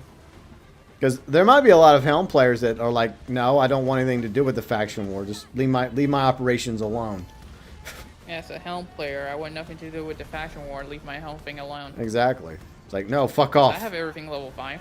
Yeah, see, that's going to be problematic for you because, like, you already have all the territories. Yep, all maxed out and everything. Yeah. Even the skill tree's all maxed out. Yep. So it's just like, no, leave my shit alone. Yep. It's like, fuck off. Because it's going to also, like we talked about in Tuesday's video. No, not Tuesday's video, the Eye of the Beast video, which is pinned in the live chat, by the way. Is that... Yeah. No, go ahead, babe. They're going to nerf the faction thing, depending if you win or lose. Exactly. So... Like you're gonna need, like if you win a territory, then you won't need as strong of a ship at that manufactory. But if you lose the territory through no fault of your own, even if you try your best to win that territory for your faction, you're still going to be punished for it. Right. I think if you win, you get a 10% boost, and you also, I think the level to do manufacturing things. Yeah.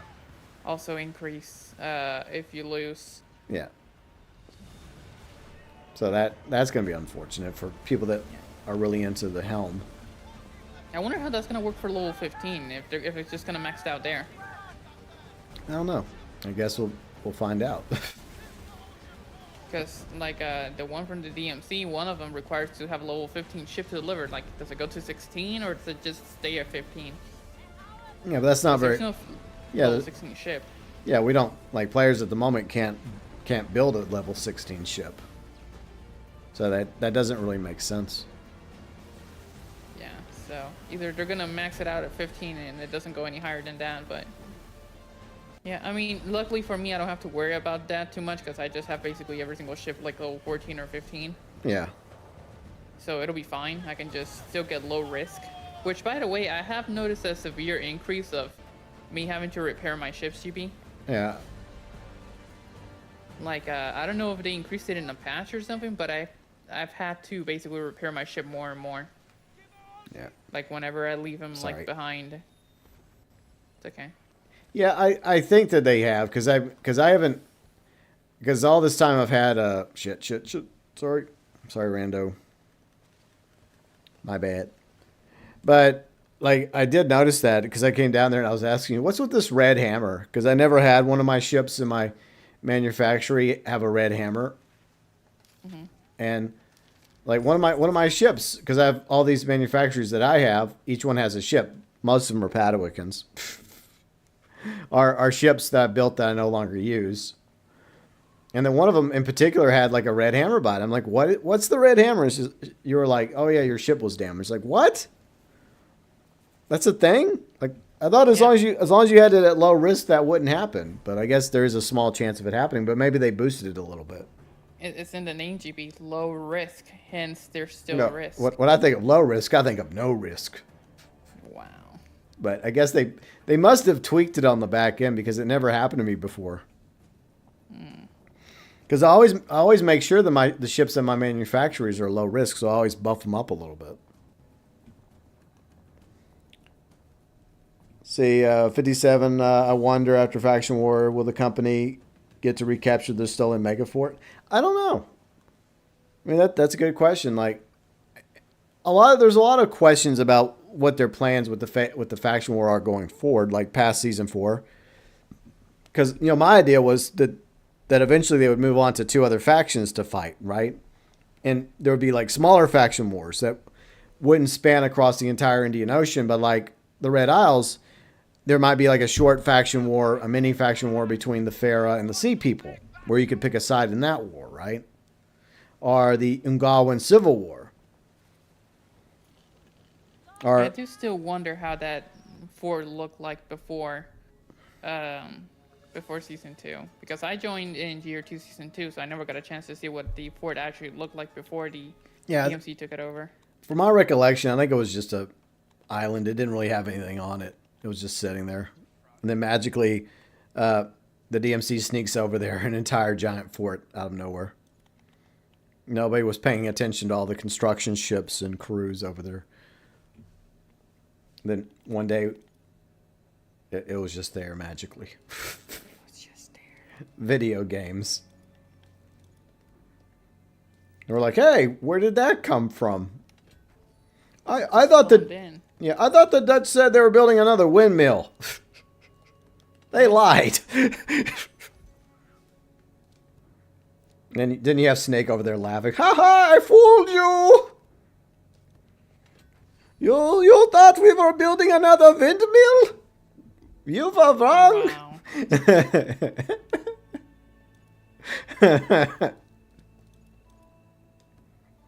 And y'all say I'm slow.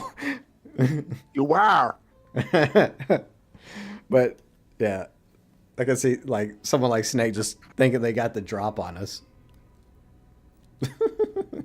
That should be a very slow drop. Yeah, that's true. I'm gonna go move those over. Yeah, I don't know. I mean, I guess they'll keep the Megafort around. Because people like grinding the Megafort, don't they? Well, it's the only thing that actually gives deep iron. Yeah, that's true. Yeah, and that's another thing they need to do is they need to come up with another way for us to get deep iron besides buying a few from Blackwood once a week. Or with the moonshine kegs at the Ledger. That's why I suggested. That's why I've been suggesting like use a different pre-existing metal like the steel ingots and maybe you could refine a certain number of steel ingots into a deep iron, right? Yeah. They're also talking about like if they keep adding new, adding new materials. I hope they don't do that. Yeah, they need to stop because that's one of the big complaints that many of us have is that Yeah, like right now, there's so many materials at the moment that literally in the description says you can sell this item safely. This item has zero purpose. Yeah, There's so many of those. Just reuse those. exactly. Just because they probably have all that on a list of materials that they're currently using and not using for upgrading or crafting, and just take those materials and give them an actual purpose. Like, we don't need any more materials in the game. We don't need like I don't know, what was my joke? A deep core bite, for Dark deep iron. yeah, we Or don't something. we don't need that for the Corvette. Like refined deep iron plates or Yeah, something. please don't make us have to get another material for the Corvette, our future ships. I think we're just gonna need a lot of deep iron. Yeah, just keep it at that. But because I mean that's another thing you have to do because you have to put that shit in your warehouse because you never know when you might need it. Yep. All right, sold those. Okay, let me go salvage these guns. Guns. I need more guns. I wish we could just make deep iron too. That's the thing. We can't make deep iron. We have only to get it from the mega fort. Yeah, I mean that's exactly why I think that the simple solution there is just to refine like pre-existing materials, and maybe it's not just like steel ingots. Maybe you have to use something else as well in combination. Yeah. I mean, we do have the cast iron ingot, but I guess we could use zinc or magnemite or something. Yeah, just like a little bit of this, a little bit of that. Wham, bam, thank you, ma'am. You can make your own deep iron. I mean, that's what they should do. I mean, I'm hoping that happens in season 4.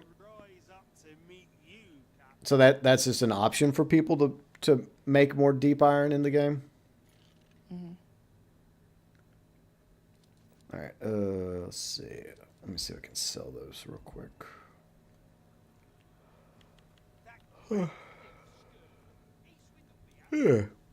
Keep yawning. Jeez. What?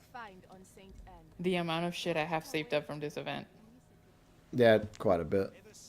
I have 370 moonshine chests that I haven't opened. Wow. And then I have like 83 of the strong boxes. Yep. All right, so that starts in 2 minutes. Okay, so we're just chilling and doing the moonshine while we still have the moonshine event and talking about the state of the game and what we'd like to see done, even if nobody at Ubisoft is listening. Are they? Hello, I'm listening. You never know. Maybe someone at Ubisoft Singapore is listening. And hello, how's it going? They are aware of my existence, so. Who are you again? Exactly.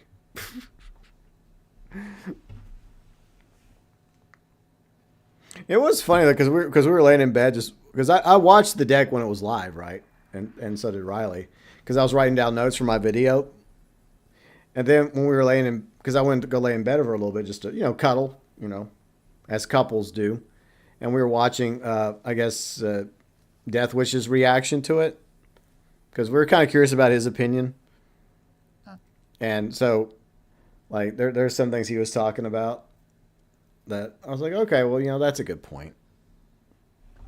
But there's one I was about to, oh yeah, he mentioned how Ubisoft doesn't like him. Like if they don't like you, then why did they make an emblem for you? That doesn't make sense. I want a GB emblem. I don't want to look. I don't want a GB emblem. If they ever were to give me an emblem, I'd want something cool, like a wolf and a fox. Something that represents you and me, and then other people could use it as well. Nah, you can have the letters G and B on the back of your ship. No, I don't want that. I know. Yeah, And Death. GB can be like, hey, wait a second. Why aren't y'all wearing my emblem? Yeah. Yeah, I'm talking about Death Wish. I know some people like him, some people don't. I like Death Wish. I don't always agree with him, but that people have a right to disagree. But I will give him props. You know, one of my first Skull and Bones videos, he actually came by and left a comment. So it's not my very first Skull and Bones video, because I did have Skull and Bones videos before the game launched. You know, periodically I've put out some Skull and Bones videos long. I mean, you can go back in the Skull and Bones playlist and look at my videos and streams if you want, if you're interested. But I forgot which video it was, but he actually left a comment. So it was a pretty positive comment, so I appreciated that. See, I don't forget people that do that. See?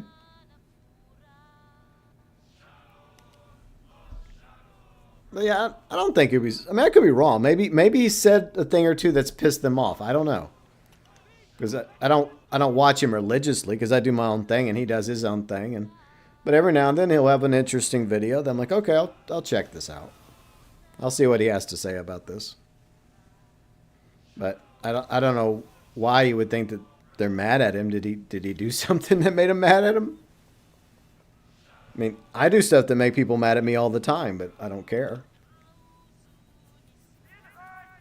But that is a problem that a lot of these studios have, is that you have to... And I didn't think Ubisoft was this bad. Maybe they... I don't know. But there are studios where you have to basically dick ride and brown nose. And you cannot... Call of Duty. Yeah, like Call of Duty. And you can't say one thing negative, or else you get basically disowned. But I didn't think the Ubisoft Singapore was that bad, because like they have interacted with me privately in emails, and even at that point, you know, I still had my own criticisms of the game, but I've also had praise of the game too. So I don't know.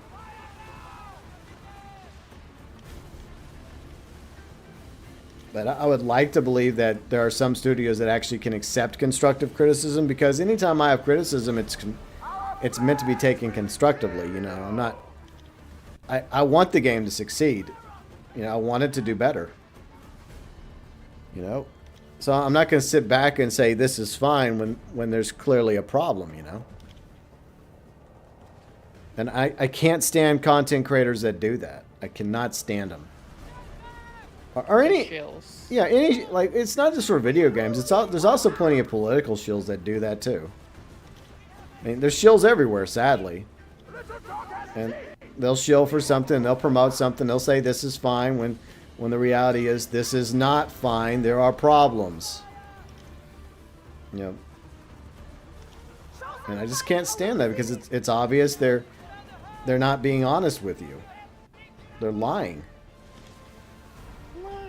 I mean, maybe they don't lie about everything, but they're clearly not being truthful about a situation, especially like with Call of Duty, when there's been problems in Call of Duty for years and it's been getting worse. And then there's the COD shills as an example, right?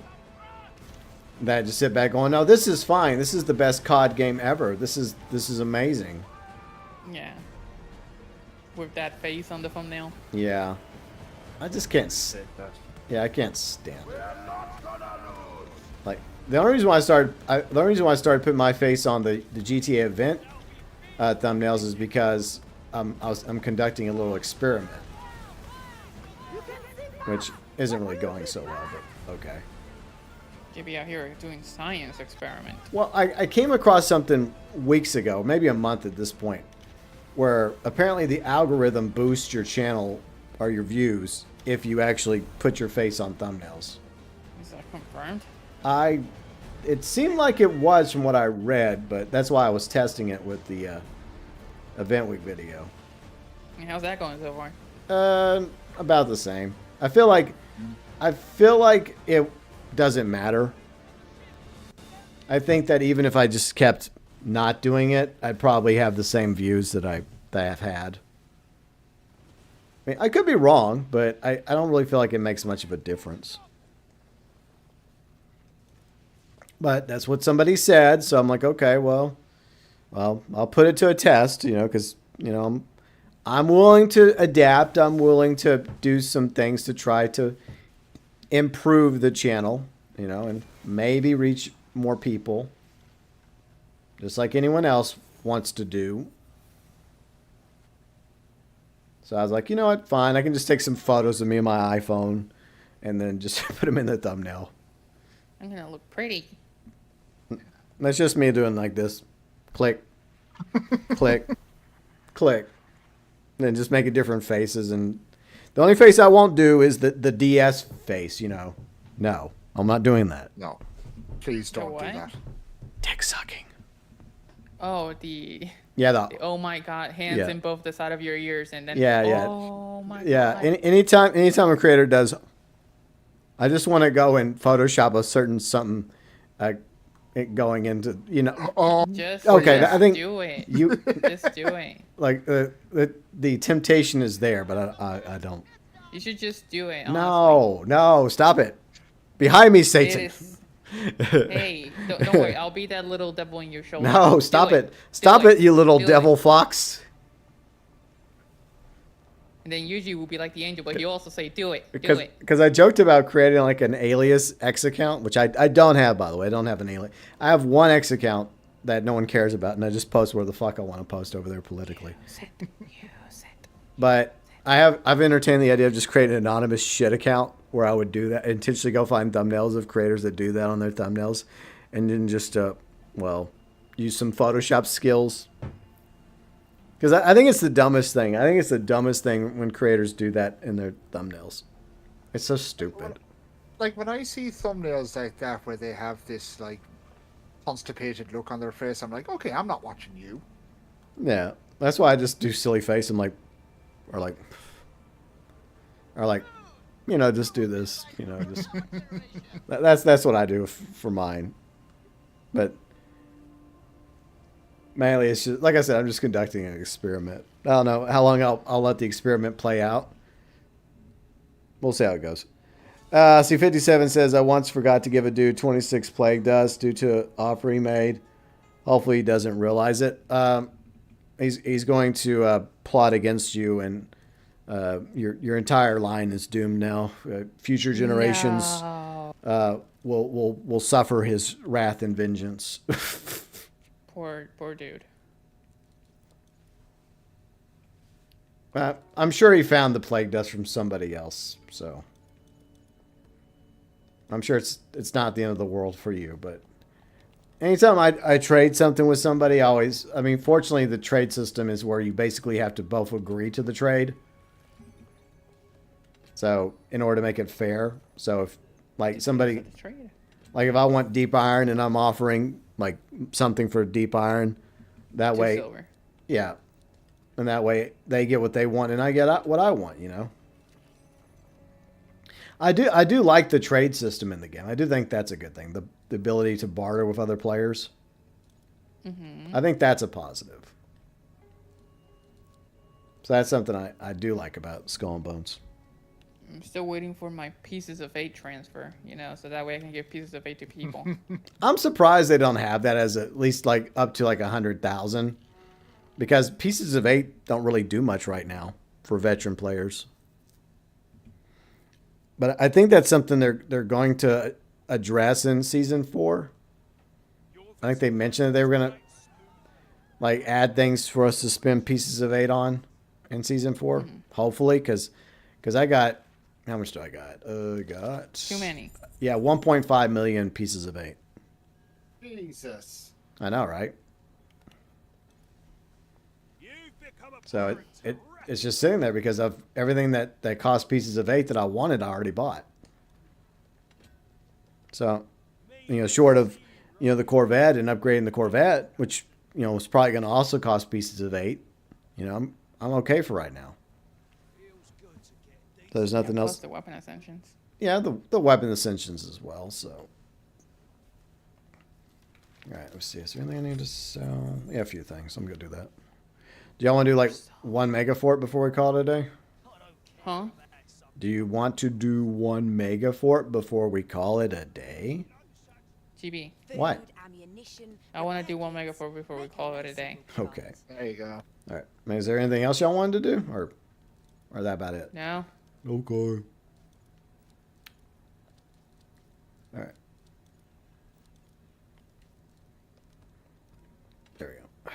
Sold those. Maybe- Yeah, dear. Very predations You know what we should do? What? We should do one Megafort before we call it a day. We will. Just once y'all are ready, let me know. I'm ready. All right. Well, right now I'm just trying to sell this ivory. Best mate for finding treasures. I feel kind of low-key bad about selling ivory, but then again, it's a video game, so it's not actually real ivory. Why? Well, because of how you get ivory. You know, it's because of poachers that go after elephants and rhinos. Oh, Like they're, Dad, you know, those okay, those that's okay. scumbags. Mm-hmm. But once again, video game, there's a difference. Game of video. But I have no sympathy for anybody that would go after an animal like a rhino or a elephant just to get their ivory, and basically all but slaughter, because I think a lot of animals have gone extinct because of that. 57 says, I gotta go. Good luck on the Megafort. Remember, the old guard dies but never surrenders. Okay. Well, enjoy the rest of your weekend, and I hope you have a good week, 57. And thanks for hanging out with us today. Yes, so after the Megafort, we'll probably call it a day. Because I'm sure Yuji wants to go chill, and Riley and I probably want to eat something. So, feeling a little peckish. GB. What? I'm hungry. You're hungry? Yeah. You want some Indian food? Feed me. I have leftover Indian food. You want some Indian food? No, Why not? because I have pizza. Oh, yeah. You have pizza. Pizza. Okay. Good choice. Yeah. All right. So, are y'all ready? I'll need more time. No, I'm ready. I've been ready. Oh, you've been ready. Okay, I see. All right. Let's go do Yeah. this. One Megafort for the road. Yep, taking forever. All right.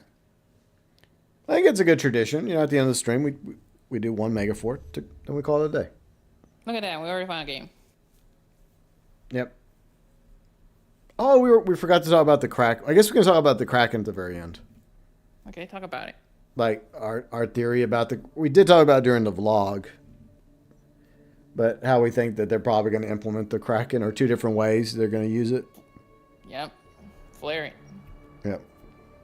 It's either going to be a flare, or else it's going to be like this, like the Megafort, where you go into a private lobby to fight the Kraken. I'm leaning on private lobby because they say it's going to be really tough. And when I think of tough, well, I mean, the Megafort's not as tough as it used to be. No, people found the strats. Yeah, but I also think of the deadly ships, like Deadly La Peste, Deadly Vikram. And those are, you have to go into private lobbies to fight them. So it's probably the same thing, I'm guessing. Oh, there you are, Commodore Asswipe, running into me like that. Fuck you, motherfucker. Hey, JB. No, hey. He ran into me. And he doesn't have No need for that insurance. kind of language. He ran into me, okay? He's a scumbag. Calm your titties. Commodore Asswipe, you mother trucker. Christ. Like, I was just minding my own business. He just runs right into me. I might take that personally. JB, What? we solve things civilly, okay? We be pirates. The word civil doesn't exist in our vocabulary. Well, now it does. Since when? Since I said so. Wow. There you go. What kind of pirates are we now? Not The even. civil ones. We're not even pirates anymore. Dr. We're Daleks. I love that name. Dr. Daleks. Sometimes I come across a name that makes me laugh. I don't even see that name. Where? Oh, there it is. Yeah, I think he's in a slip of war. Try not to hit Dr. Daleks.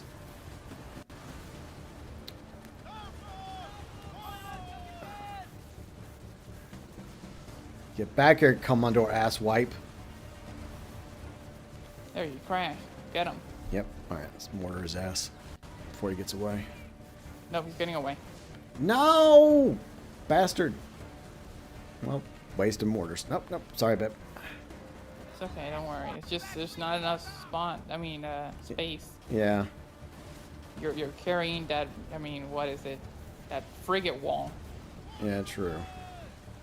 Start You're moving. so big, That's right. and that's where I'm leaving it before you. Think Yeah, of yeah. straight. Let's not We don't need to go any further. Moving on. Yeah, moving on.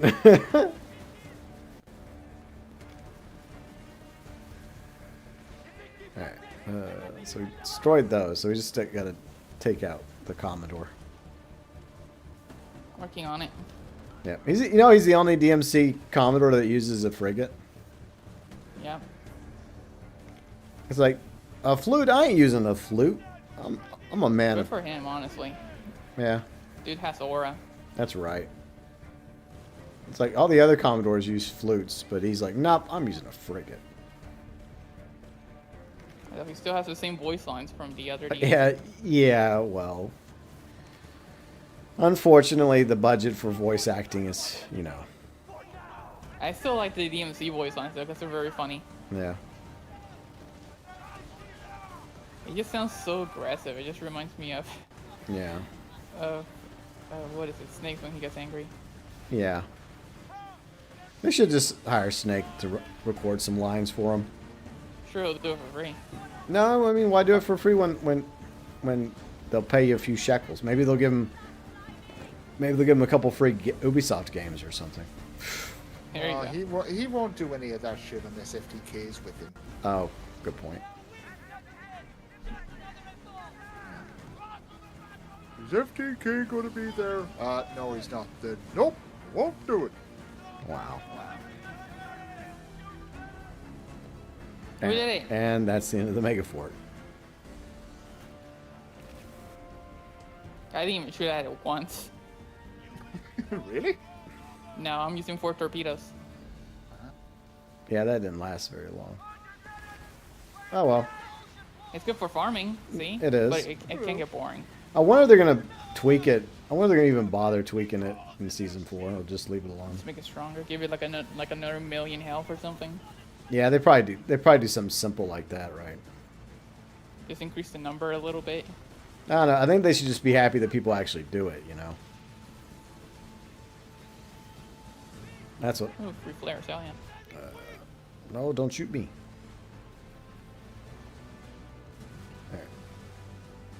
All right. We'll head back to shore. But yeah, going back to the Kraken. Yeah, I hope the Kraken's fun. It looks menacing, but some people are concerned that maybe the artwork, maybe it's not as big as it is going to be. The artwork makes it look massive, though. But, oh yeah, Kane's here. Hello, Kane. How's it going? And Kane said hi to all of us, by the way. Hey, again. Hello. So yeah, we just finished knocking out a Mega Fort. And we're going to be calling it a day soon once this is over. Oh my god, it's a Kingpin 800. What the hell? No life. There we go. I mean, I'm 300, but damn. But yeah, I mean, I hope I hope it looks massive just like it does in the artwork, and I hope it's tough but not impossible, and I hope it's fun, and hopefully Just infuriating. it's rewarding. Hey, what's up, Bounty? How's it going? Just wanted to say something real quick before I go. I hate how they're adding the Kraken now, even though it's a loading screen launch, since whenever you hover over it before loading up the guns. What? Huh? I'm trying to... Huh? I hate how they're adding the Kraken now, though it's on the loading screen, since whenever you hover over it. Where's the... You mean like when, like the free captains with the loading screen, GB? Okay. I think that's what you mean. Oh, that loading screen. they added that to the loading screen? I mean, wasn't it always there? Maybe. I don't know. Because you always saw it in the background, so. Well, I mean, fortunately, we are finally getting the Kraken after waiting a quick minute. So, but anyways, hello, Bounty. I didn't see Bounty was just lurking. See, he was just lurking the whole time. Good. You lurker. Oh, by the way, Rogue Raccoon also plays Warframe, so you and Dragoon can play with Raccoon. Oh, there you go. We can hit him up. Yeah.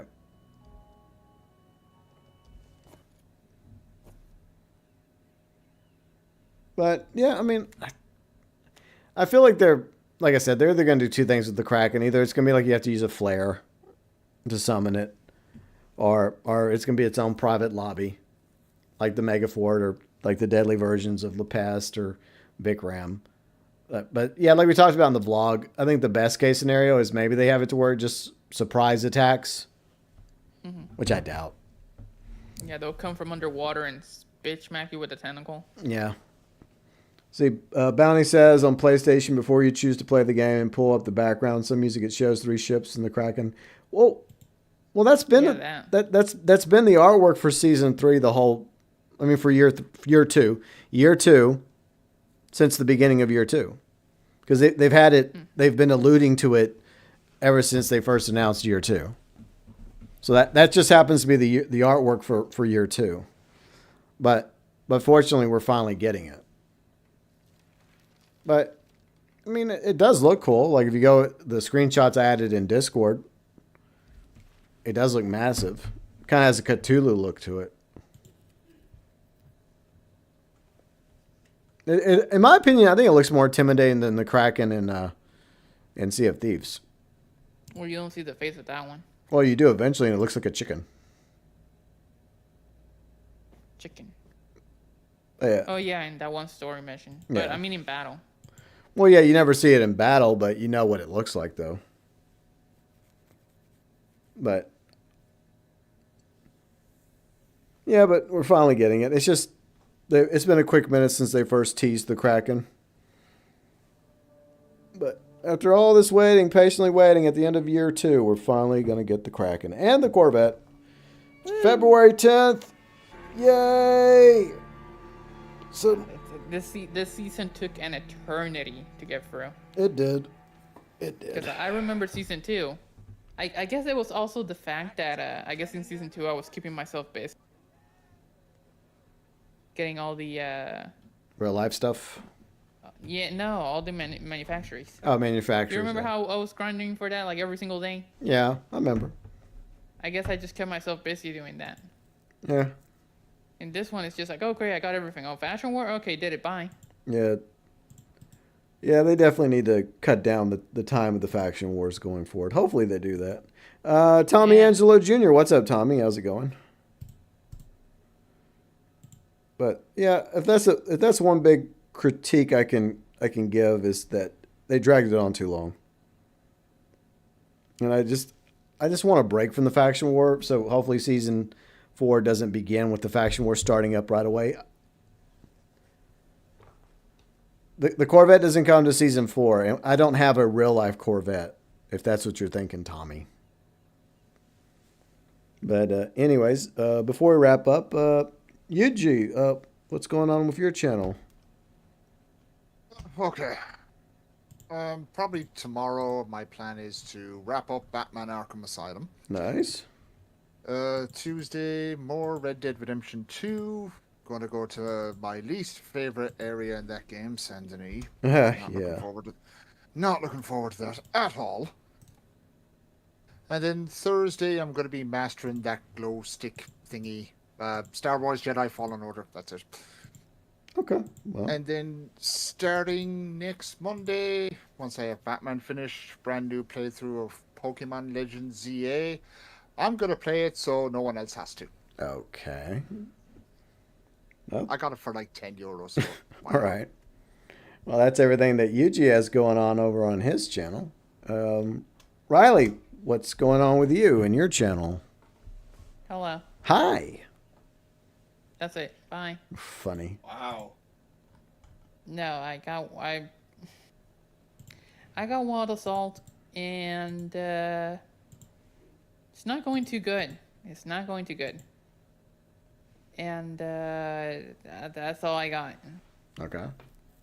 I got Wild Assault, and I covered the news, and that's all I got. All right.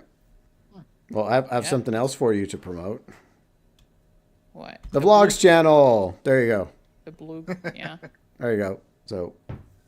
And we have the vlog. We made a vlog, so if you guys want to know what I did and what GB did in January, then there you go. Check out the Vlogs channel. Yeah, so there you go. Check out Yuji's channel. Check out Riley's channel, especially if you're into Wild Assault.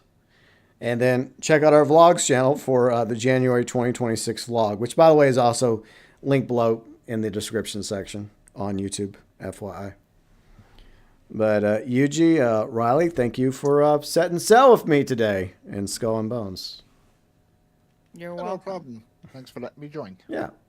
And I'll catch you both later. I'll catch Riley much sooner, but Okay, I'll see you tomorrow, Jimmy, whenever. okay, well. I'll see you next week. All right, bye, UG. Bye, Riley. All right, later, guys. Have a good one.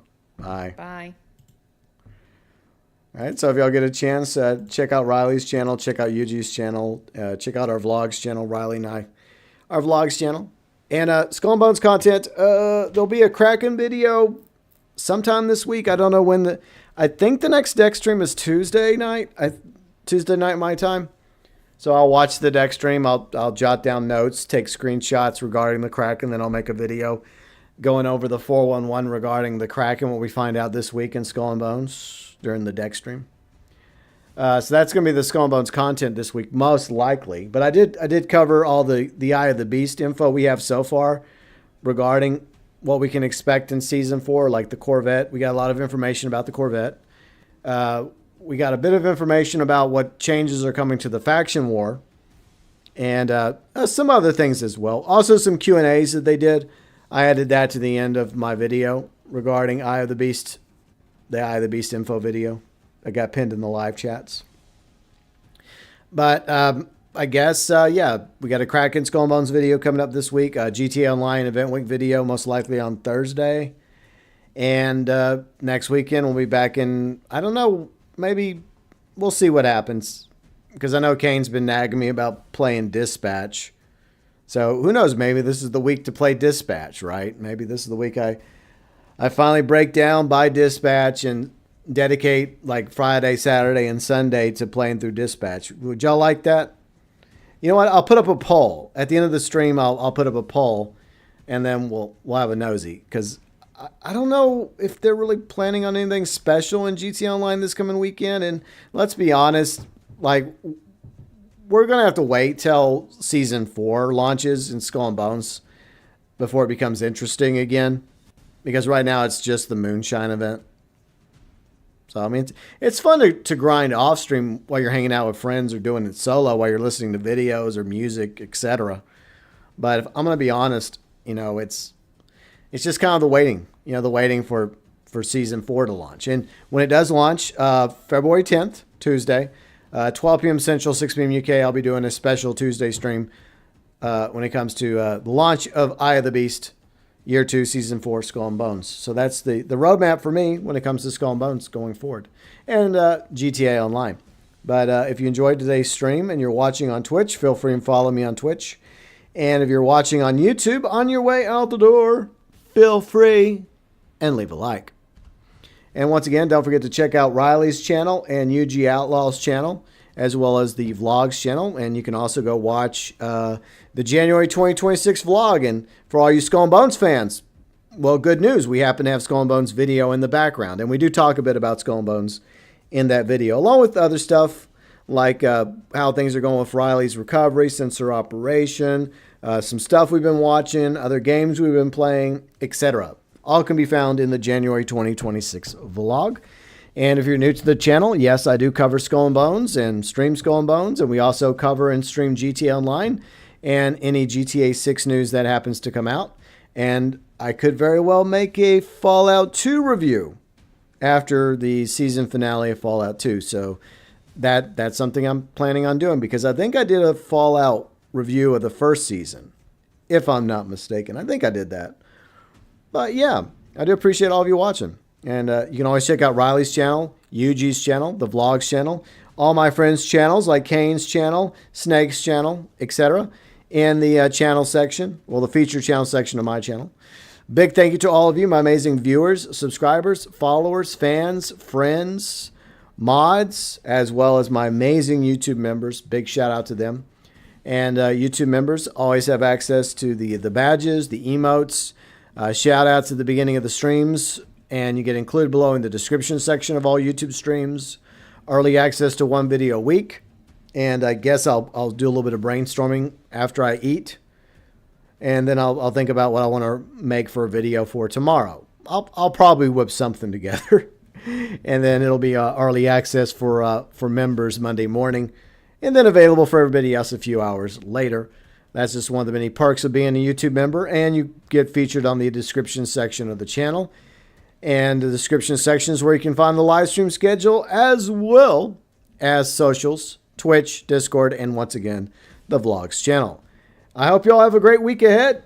And I guess for all you Skull and Bones fans, I'll see you probably in a few days from now with my Skull and Bones Kraken video.